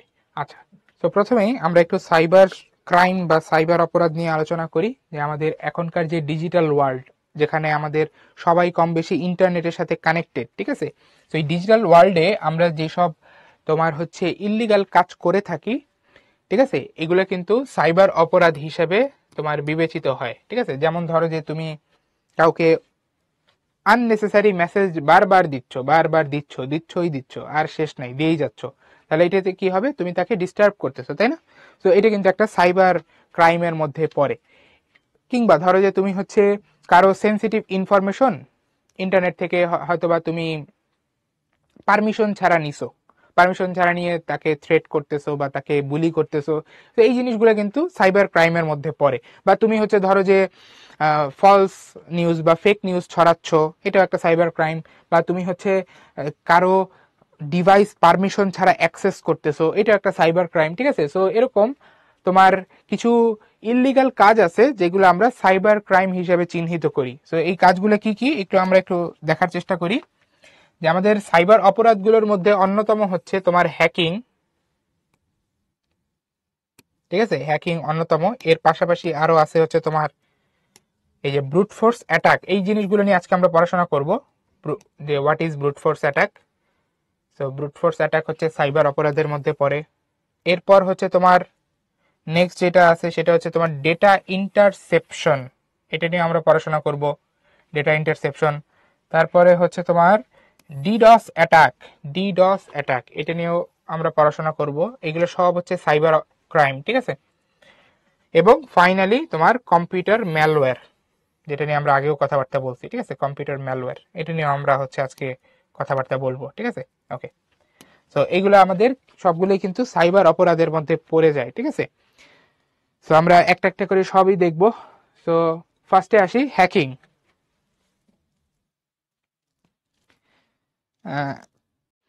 অনুমতি ছাড়া প্রবেশ করো, অনুমতি ছাড়া যদি অন্য কারো সিস্টেমে তুমি প্রবেশ করো, ঠিক আছে, তাহলে এই বিষয়টাকে বলা হয় হচ্ছে তোমার হ্যাকিং, এই বিষয়টাকে বলা হয় হ্যাকিং, ঠিক আছে। তো ধরো তুমি হচ্ছে তোমার ফ্রেন্ডের কম্পিউটারে তুমি হচ্ছে পারমিশন ছাড়া ঢুকছো, ঠিক আছে, তুমি হয়তো বা সামহাউ তার পাসওয়ার্ড, তারপর হচ্ছে তার ইউজার আইডি হচ্ছে তুমি সামহাউ বের করে ফেলছো, ঠিক আছে, কোনোভাবে তুমি হচ্ছে সিস্টেম থেকে বের করে ফেলছো, বের করে তারপর তার কম্পিউটারে ঢুকে পড়ছো, ঠিক আছে, তাহলে এটা কিন্তু হ্যাকিং হয়ে যাবে। আচ্ছা, এবং যে হচ্ছে যেই মানুষ এই হ্যাকিং এর কাজটা করে তাকে বলা হয় হচ্ছে হ্যাকার, ঠিক আছে, তাকে বলা হয় হ্যাকার।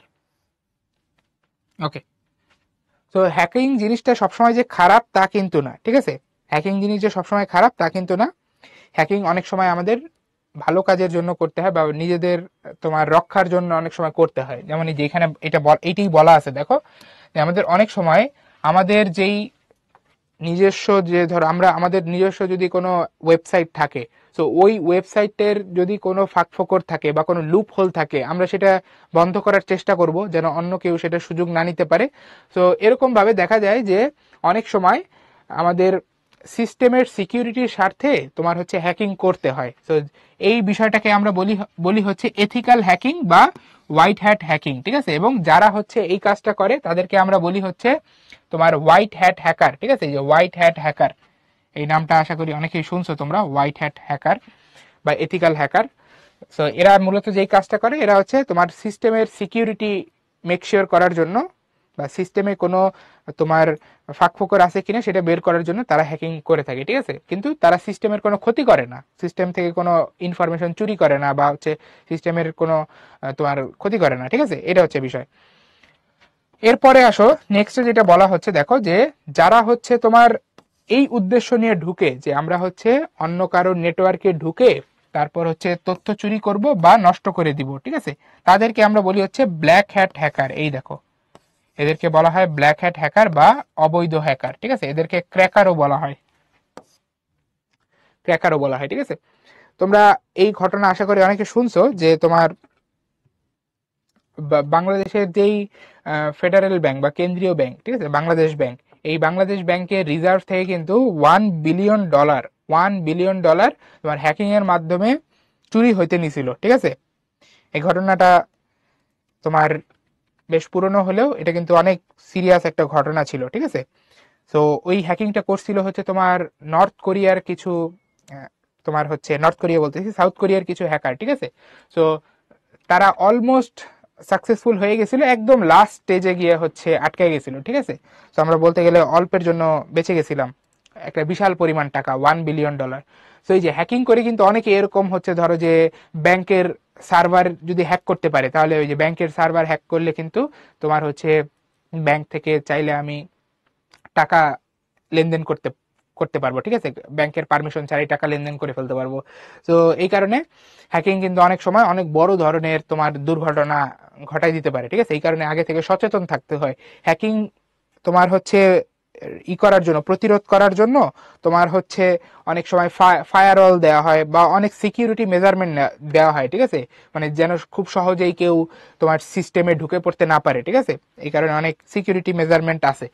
যাই হোক, সো হ্যাকার যদি একবার তোমার ডিভাইস হ্যাক করে ফেলতে পারে, বা হ্যাকার যদি কোনোভাবে তোমার ডিভাইসের কন্ট্রোল নিয়ে ফেলতে পারে, ঠিক আছে, তাহলে যেটা করতে পারবে সে তোমার ডিভাইসে যে কোনো চেঞ্জ আনতে পারবে বা তোমার ডিভাইস দিয়ে যে কোনো ইনফরমেশন সে অ্যাক্সেস করতে পারবে, ঠিক আছে। এই যে এইটাই বলা আছে এখানে লাস্টে, যে হ্যাকার চাইলে তোমার ডিভাইসে যে কোনো চেঞ্জ করতে পারে, ঠিক আছে।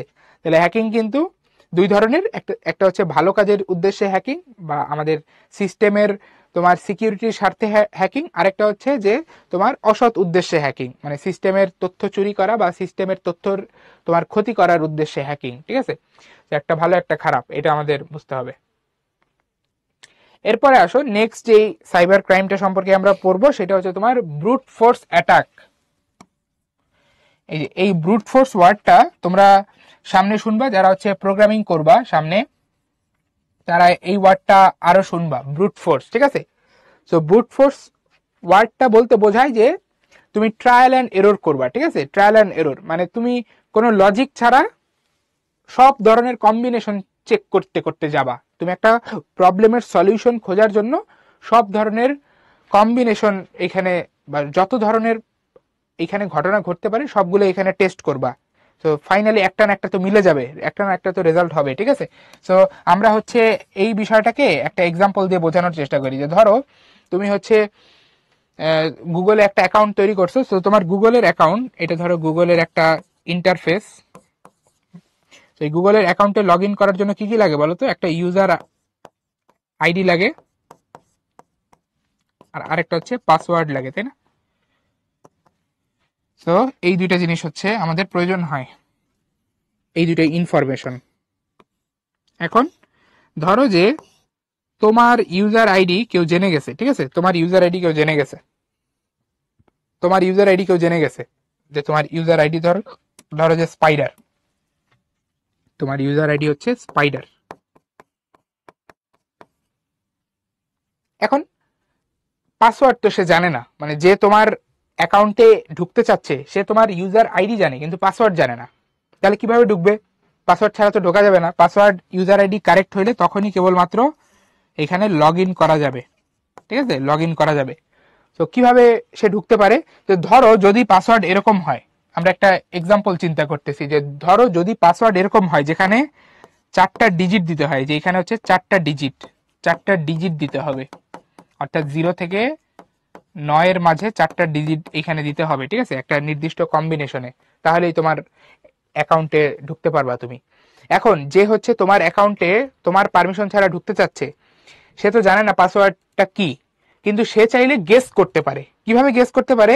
সে যত ধরনের পাসওয়ার্ড হওয়া সম্ভব, এই 4 ডিজিটের যত ধরনের নাম্বার হওয়া সম্ভব, 4 ডিজিটের যত ধরনের নাম্বার হওয়া সম্ভব সবগুলো একটা একটা করে দিবে আর ট্রাই করবে, সবগুলো একটা একটা করে দিবে আর ট্রাই করবে।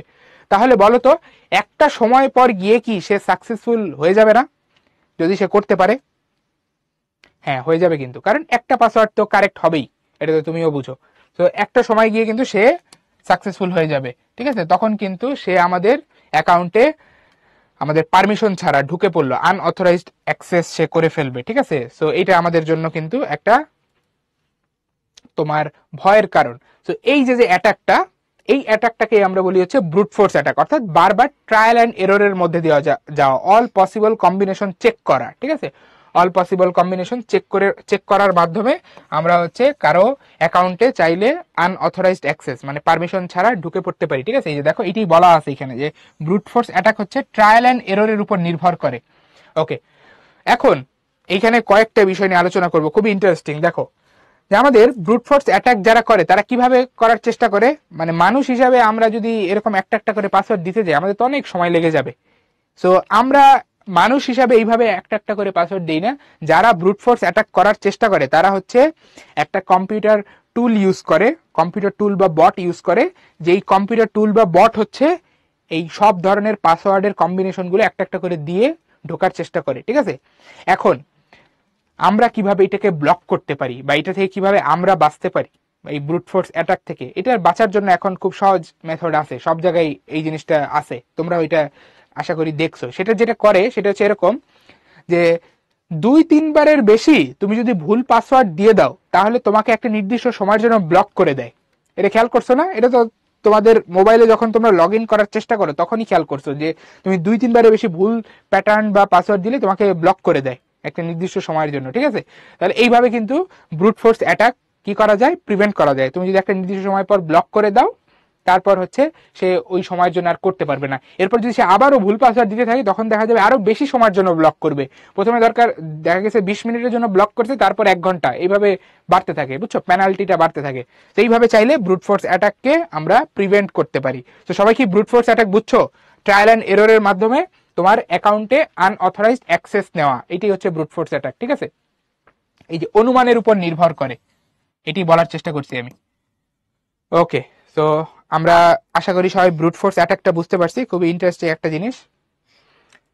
তো এই ব্রুট ফোর্স অ্যাটাক থেকে রক্ষা পাওয়ার জন্য আরেকটা বিষয়, এটা খুবই কমন এখন, সেটা হচ্ছে যে 2 ফ্যাক্টর অথেন্টিকেশন, ঠিক আছে? এইটাও করা হয় 2 ফ্যাক্টর অথেন্টিকেশন। এটা যে আমরা প্রায় ফেস করি যখন আমরা গুগল অ্যাকাউন্টে ঢুকতে যাই, তখন দেখবা যে 2 ফ্যাক্টর অথেন্টিকেশন চালু হয়। যেমন তোমার নাম্বারে একটা 1 টাইম পাসওয়ার্ড আসে, ওই পাসওয়ার্ড তুমি কারেক্টলি দিলে তখনই ঢুকতে পারো, ঠিক আছে? এটা 2 ফ্যাক্টর অথেন্টিকেশন। ওকে, এরপরে আসো ডেটা ইন্টারসেপশন। এইটাও একটা সাইবার ক্রাইম, ঠিক আছে? ডেটা ইন্টারসেপশন যেটা বলা হচ্ছে এখানে, এটা একটা সাইবার ক্রাইম। তো আমরা এখন ডেটা ইন্টারসেপশন সম্পর্কে পড়বো। এটা হচ্ছে খুবই সহজ, যে দেখো আমাদের সেন্ডার যখন রিসিভারকে ডাটা পাঠায়, ঠিক আছে, তখন সে কিন্তু একটা চ্যানেলের মধ্য দিয়ে পাঠায়, মানে ধর একটা তারের মধ্য দিয়ে পাঠাইছে, ঠিক আছে?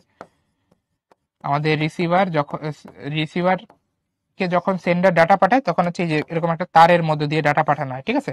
ওকে, এখন দেখো এখানে যেই ঝামেলাটা হইতে পারে, যে আমাদের মেসেজ যখন এখানে পাঠানো হবে, আমাদের এখানে যখন সেন্ডারের মেসেজটা পাঠানো হবে, তখন দেখা যাইতে পারে এরকম হয়েছে যে মাঝখানে অন্য কেউ এই মেসেজটা পড়ে ফেলছে, ঠিক আছে? এই যে থার্ড পার্টি এসে দেখা গেছে যে এই মেসেজটা পড়ে ফেলছে, ঠিক আছে? তো এই বিষয়টা যে আমাদের সেন্ডার আর রিসিভার যখন তোমার এই মেসেজ আদান প্রদান করতেছে, তখন যেন মাঝখানে কেউ না পড়তে পারে, ঠিক আছে? মাঝখানে যেন কেউ না পড়তে পারে, এইটাই আসলে ডেটা ইন্টারসেপশন প্রতিরোধ করার মেইন টার্গেট, ঠিক আছে? তো ডেটা ইন্টারসেপশন বুঝছো সবাই? এই যে আমাদের থার্ড পার্টি এসে যে তোমার সেন্ডার আর রিসিভারের মাঝখানের ডেটাকে হচ্ছে ইল্লিগালি পড়ে ফেলতেছে, এইটাই হচ্ছে ডেটা ইন্টারসেপশন। তো আমরা এটা চাই না যে আমাদের তোমার হচ্ছে প্রাইভেট মেসেজ অন্য কেউ পড়ে ফেলুক, আমরা এটা চাই না, ঠিক আছে? তো এইটা প্রিভেন্ট করার উপায় কি? এইটা প্রিভেন্ট করার উপায়টা হচ্ছে যে তুমি মেসেজটা ডিরেক্ট পাঠাবা না, তুমি সেন্ডার হিসাবে মেসেজটা ডিরেক্ট পাঠাবা না। তুমি যেটা করবা সেটা হচ্ছে তোমার এই মেসেজটা, যেটা তুমি পাঠাইতে চাও, এটাকে তুমি হচ্ছে আগে এনক্রিপ্টেড করবা। এই যে এনক্রিপশন, এটাকে আমরা কি বলি? এনক্রিপশন। এনক্রিপশন করার অর্থটা কি দেখো, খুবই ইম্পর্টেন্ট। এনক্রিপশন করার অর্থ হচ্ছে যে তোমার মেসেজটাকে তুমি পাঠানোর সময় তুমি ওইটাকে পড়ার অযোগ্য করে দিবা, অর্থাৎ মাঝখানে কেউ যদি এই মেসেজটা পায়ও, সে যেন পড়তে না পারে, এরকম ভাবে চেঞ্জ করে দিবা। আমি একটা এক্সাম্পল দিচ্ছি, যে ধরো তুমি তোমার বন্ধুকে এই মেসেজটা পাঠাইতে চাও, হ্যালো, ঠিক আছে? এই মেসেজটা পাঠাইতে চাও, হ্যালো। এখন মাঝখানে কেউ যেন না দেখে, বা মাঝখানে কেউ যেন এই মেসেজটা পড়ে কিছু না বুঝতে পারে, এই কারণে তুমি কি করবা? এখানে তুমি হচ্ছে এখানে এনক্রিপশন করবা। এই যে এনক্রিপশন, এখানে তুমি মাঝখানে কি করবা? এনক্রিপশন। সো এনক্রিপশন করে ডাটাটা কিভাবে আমরা চেঞ্জ করব দেখো, এভাবে অনেকভাবে এনক্রিপশন করা যায়। এনক্রিপশন করার অনেক নিয়ম আছে, আমি একটা দেখাচ্ছি, ঠিক আছে? এরকম তুমিও চাইলে বের করতে পারো বিভিন্ন টেকনিক। এটা হচ্ছে এই প্রত্যেকটা লেটারকে আমি ধরে ধরে এক ঘর ডানে সরাই দিব। এটার অর্থ কি? দেখো এইচ এর এক ঘর ডানে কোন লেটারটা আছে বলতো? GHI। তাহলে আমি এইচ এর জায়গায় আই লিখে দিব। এরপর ই, ক্যাপিটাল ই এর এক ঘর ডানে কোন লেটারটা আছে? এফ। তাহলে ই এর জায়গায় আমি এফ লিখে দিব। এরপর এল এর এক ঘর ডানে কোন লেটারটা আছে? JKLM। তাহলে এল এর জায়গায় আমি এম লিখে দিব। এবং ফাইনালি ও এর এক ঘর ডানে কোন লেটারটা আছে? পি আছে, তাহলে ও এর জায়গায় পি লিখে দিব। তাহলে দেখো আমাদের অ্যাকচুয়াল মেসেজটা কি ছিল, হ্যালো, সেটা কি হয়ে গেল, এই যে IFMMP। এখন তুমি একটু চিন্তা করো তো, আমাদের কেউ যদি ইল্লিগালি এই মেসেজটা ইন্টারসেপ্ট করেও ফেলে, ইল্লিগালি যদি কোনো থার্ড পার্টি এই মেসেজটা ক্যাপচার করেও ফেলে, সে কি কিছু বুঝবে এখান থেকে? সে তো জানে না যে তুমি অ্যাকচুয়াল মেসেজটাকে কিভাবে চেঞ্জ করছো, সে তো সেটা জানে না। তাহলে সে এই মেসেজ দেখে কিছু বুঝবে যে কি বলতে চাচ্ছে? সে তো কিছুই বুঝবে না, এটার কোনো মানেই নাই। ইংলিশ ল্যাঙ্গুয়েজে এই ওয়ার্ডের কোনো মানেই নেই, তাহলে সে কিন্তু কিছুই বুঝবে না। তাহলে আমরা এইভাবে এনক্রিপ্টেড করে যদি পাঠাই তাহলে কিন্তু ডাটা সিকিউর থাকবে, ঠিক আছে, ডাটা সিকিউর থাকবে। এখন তুমি বলবা যে ভাই রিসিভার কিভাবে বুঝবে? রিসিভারকে তো আমি এই যে এইটা পাঠাতে চাই না, আমি পাঠাতে চাইছি এইটা, ঠিক আছে। তাহলে রিসিভার কিভাবে বুঝবে যে আমি তাকে হ্যালো বলছি?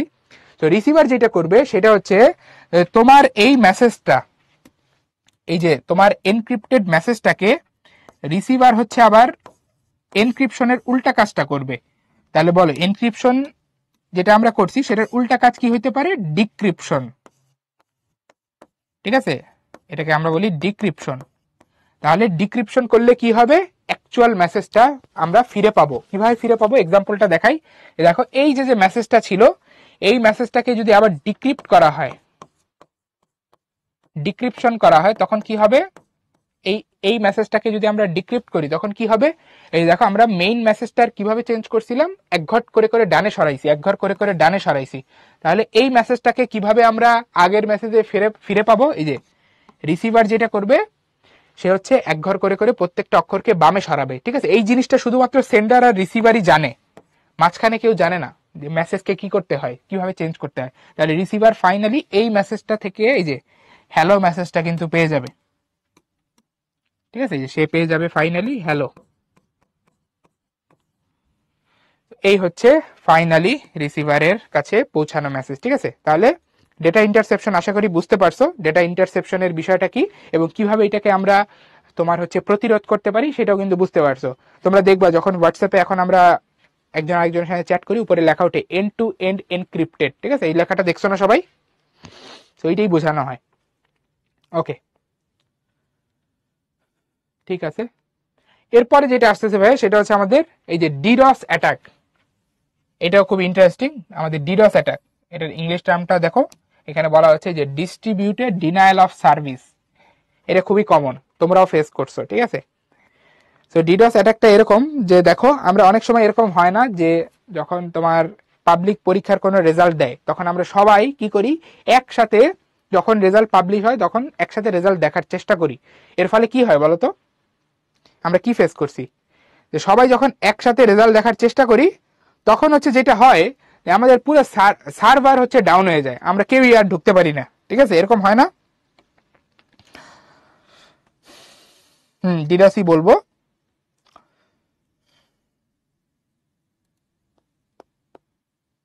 বা যেই তোমার সার্ভারটাকে ডাউন করতে যাচ্ছি, ধরো কেউ একজন, এই যে ফুড পান্ডার ওয়েবসাইট আছে না, আমরা সবাই তো চিনি ফুড পান্ডা কি করে, এখানে খাবার ডেলিভারি করা হয় না, খাবার ডেলিভারি করা হয়।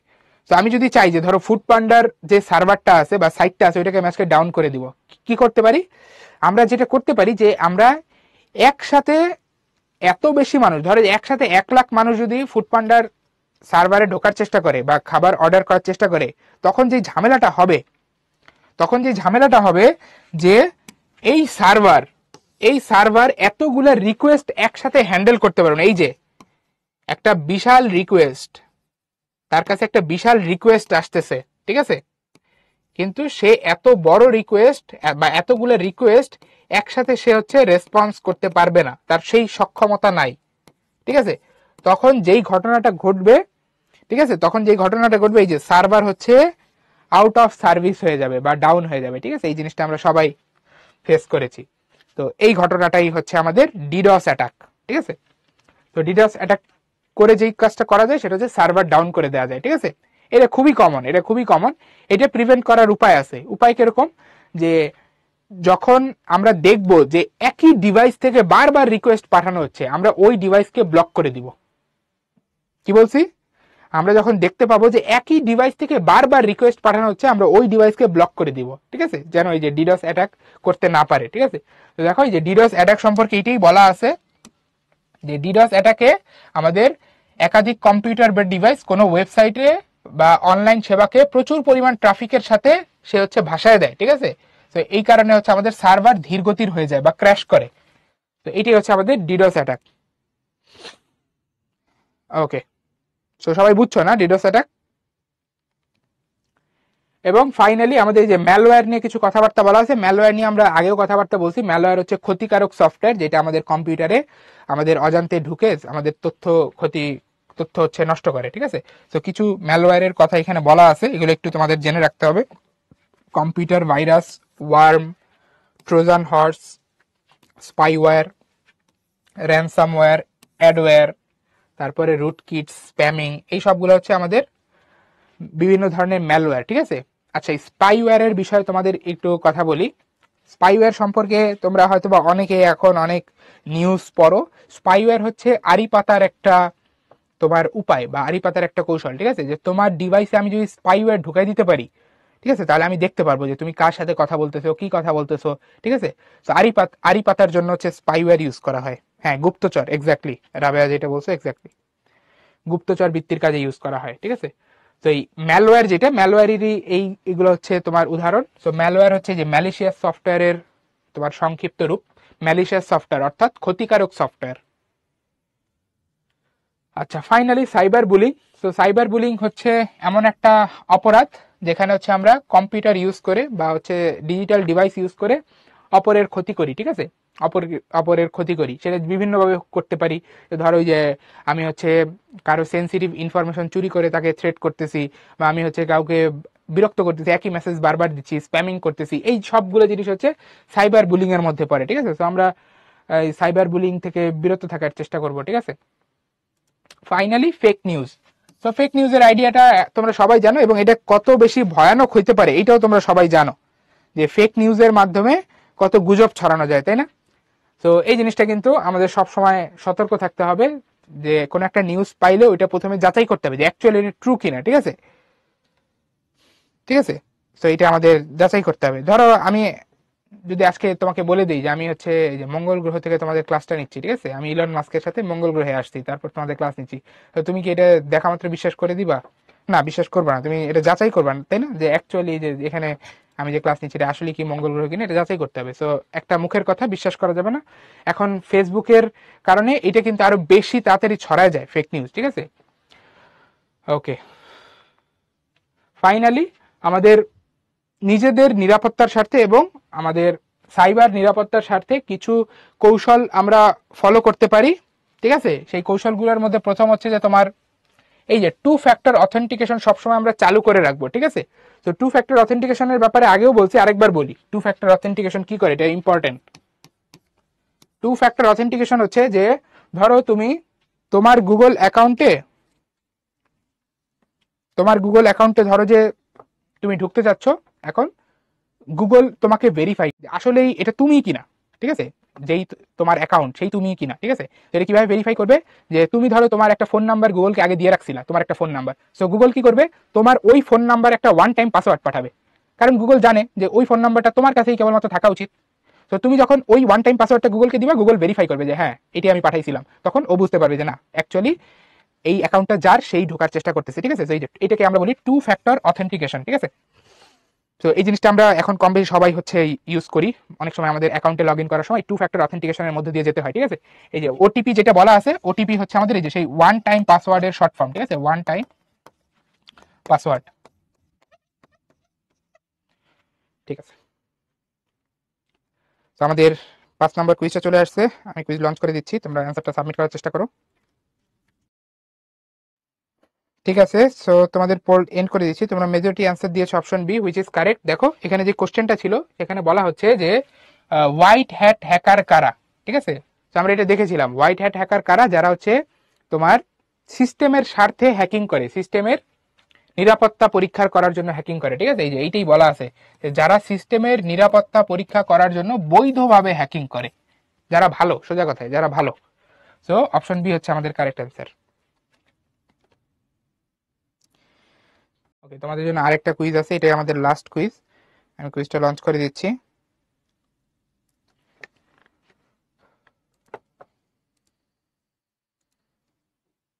অ্যান্সার দিয়েছে অপশনে হুইচ ইজ কারেক্ট।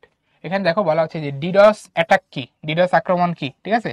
আমরা কি দেখেছি যে আমরা কোনো একটা সার্ভারে বা কোনো একটা সাইটে যদি অতিরিক্ত মাত্রায় ট্রাফিক পাঠাই, ট্রাফিক অর্থ কি বোঝানো হয়েছে এখানে, যে একসাথে বেশি মানুষ যদি ইন্টারনেটের মাধ্যমে ঢোকার চেষ্টা করি ওই ওয়েবসাইট বা সার্ভারে, ঠিক আছে, ওইটাই বলা হচ্ছে ট্রাফিক, এবং তার মাধ্যমে যদি আমরা ওই সিস্টেমকে অকার্যকর করে দিতে পারি তখন ওইটাই হবে ডিডস অ্যাটাক, ঠিক আছে। সো স্বচ্ছ সর্বপ্রথম কারেক্ট আনসার দিয়েছো। এরপর হচ্ছে ফাহাদ, রোদসী, তিথি বিশ্বাস, মাইনুল, জিশান, রাফিন, শ্রাবণ, শোভা, রাশিদ এবং আরো অনেকে, তোমাদের সবাইকে অসংখ্য ধন্যবাদ এবং অভিনন্দন। ওকে, আমাদের এখানে একটা বহু নির্বাচনী প্রশ্ন আছে। এখানে বলা হচ্ছে দেখো, অনুমতি ছাড়া কোনো কম্পিউটার নেটওয়ার্কে প্রবেশ করাকে কি বলা হয়? কি বলা হবে বলো? হ্যাকিং, তাই না? সাইবার বুলিং অলরেডি পড়াইলাম তো ভাইয়া, দেখো নাই? সাইবার বুলিং তো পড়ানো শেষ, ঠিক আছে। তাহলে এটা হবে আমাদের হ্যাকিং, তাই না? এক্স্যাক্টলি। এরপরে আমাদের ফাইনালি কিছু সংক্ষিপ্ত প্রশ্ন আছে, এটা দিয়ে ক্লাস শেষ করব। এই যে আমাদের ডেটা ইন্টারসেপশন সম্পর্কে লেখার কথা বলা আছে এখানে। তো ডেটা ইন্টারসেপশন সম্পর্কে আমরা অলরেডি দেখছি। তারপর ডিডস আক্রমণ সম্পর্কে বুঝিয়ে লেখার কথা বলা হয়েছে, এটা আমরা দেখছি। এই দুইটা তোমরা হচ্ছে HW করে ফেলবা, ঠিক আছে। তোমরা লক্ষ্মী বাচ্চা, সুন্দর মতো এই দুইটা কোশ্চেন লিখে ফেলবা। আমি তোমাদের হেল্প করি একটু। এই যে ডেটা ইন্টারসেপশন কি ছিল একটু মনে করাই দেই। ওই যে সেন্ডার যখন রিসিভারকে ডেটা পাঠায় তখন মাঝখান থেকে কেউ যদি সেই ডেটা তোমার অ্যাক্সেস করে ফেলে তখন সেটা হয় ডেটা ইন্টারসেপশন। আর ডিডস আক্রমণ কি? ডিডস আক্রমণ হচ্ছে যে একটু আগে যেটা MCQ তো দেখলা, ঠিক আছে, যে আমাদের অতিরিক্ত মাত্রায় যদি কোনো একটা রিকোয়েস্ট যায় সার্ভারে তখন ওইটাকে আমরা বলি হচ্ছে DDoS attack. Finally two factor authentication, এটা হচ্ছে আমরা দেখছি যে আমাদের কোনো একজন ইউজারকে ভেরিফাই করার একটা উপায়, ঠিক আছে। ভেরিফাই মানে অ্যাকচুয়ালি ভ্যালিড ইউজার ঢুকতেছে কিনা, ঠিক আছে। ভেরিফাই করার একটা উপায়, যে ভ্যালিড ইউজার কি এখানে লগ ইন করার ট্রাই করতেছে কিনা সেটা চেক করার একটা উপায় টু ফ্যাক্টর অথেন্টিকেশন। কিভাবে করি আমরা?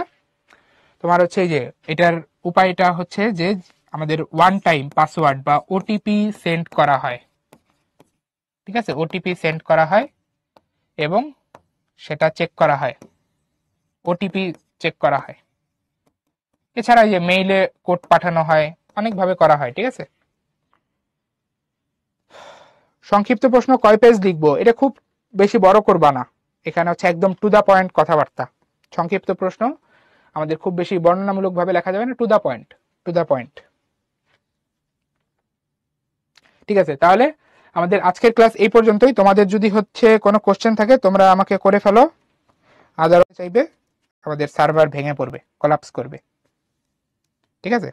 ঠিক আছে, তাহলে আজকের ক্লাস এই পর্যন্ত থাকতেছে। তোমাদেরকে অসংখ্য অসংখ্য ধন্যবাদ জানাচ্ছি, শুরু থেকে সুন্দর মতো তোমরা অ্যাটেন্টিভলি লক্ষ্মী বাচ্চার মতো ক্লাসটা করছো, তোমাদেরকে অসংখ্য ধন্যবাদ। তাহলে আমাদের পরবর্তী ক্লাসে আবার দেখা হবে, ততদিন পর্যন্ত সবাই ভালো থাকো, সুস্থ থাকো। আসসালামু আলাইকুম।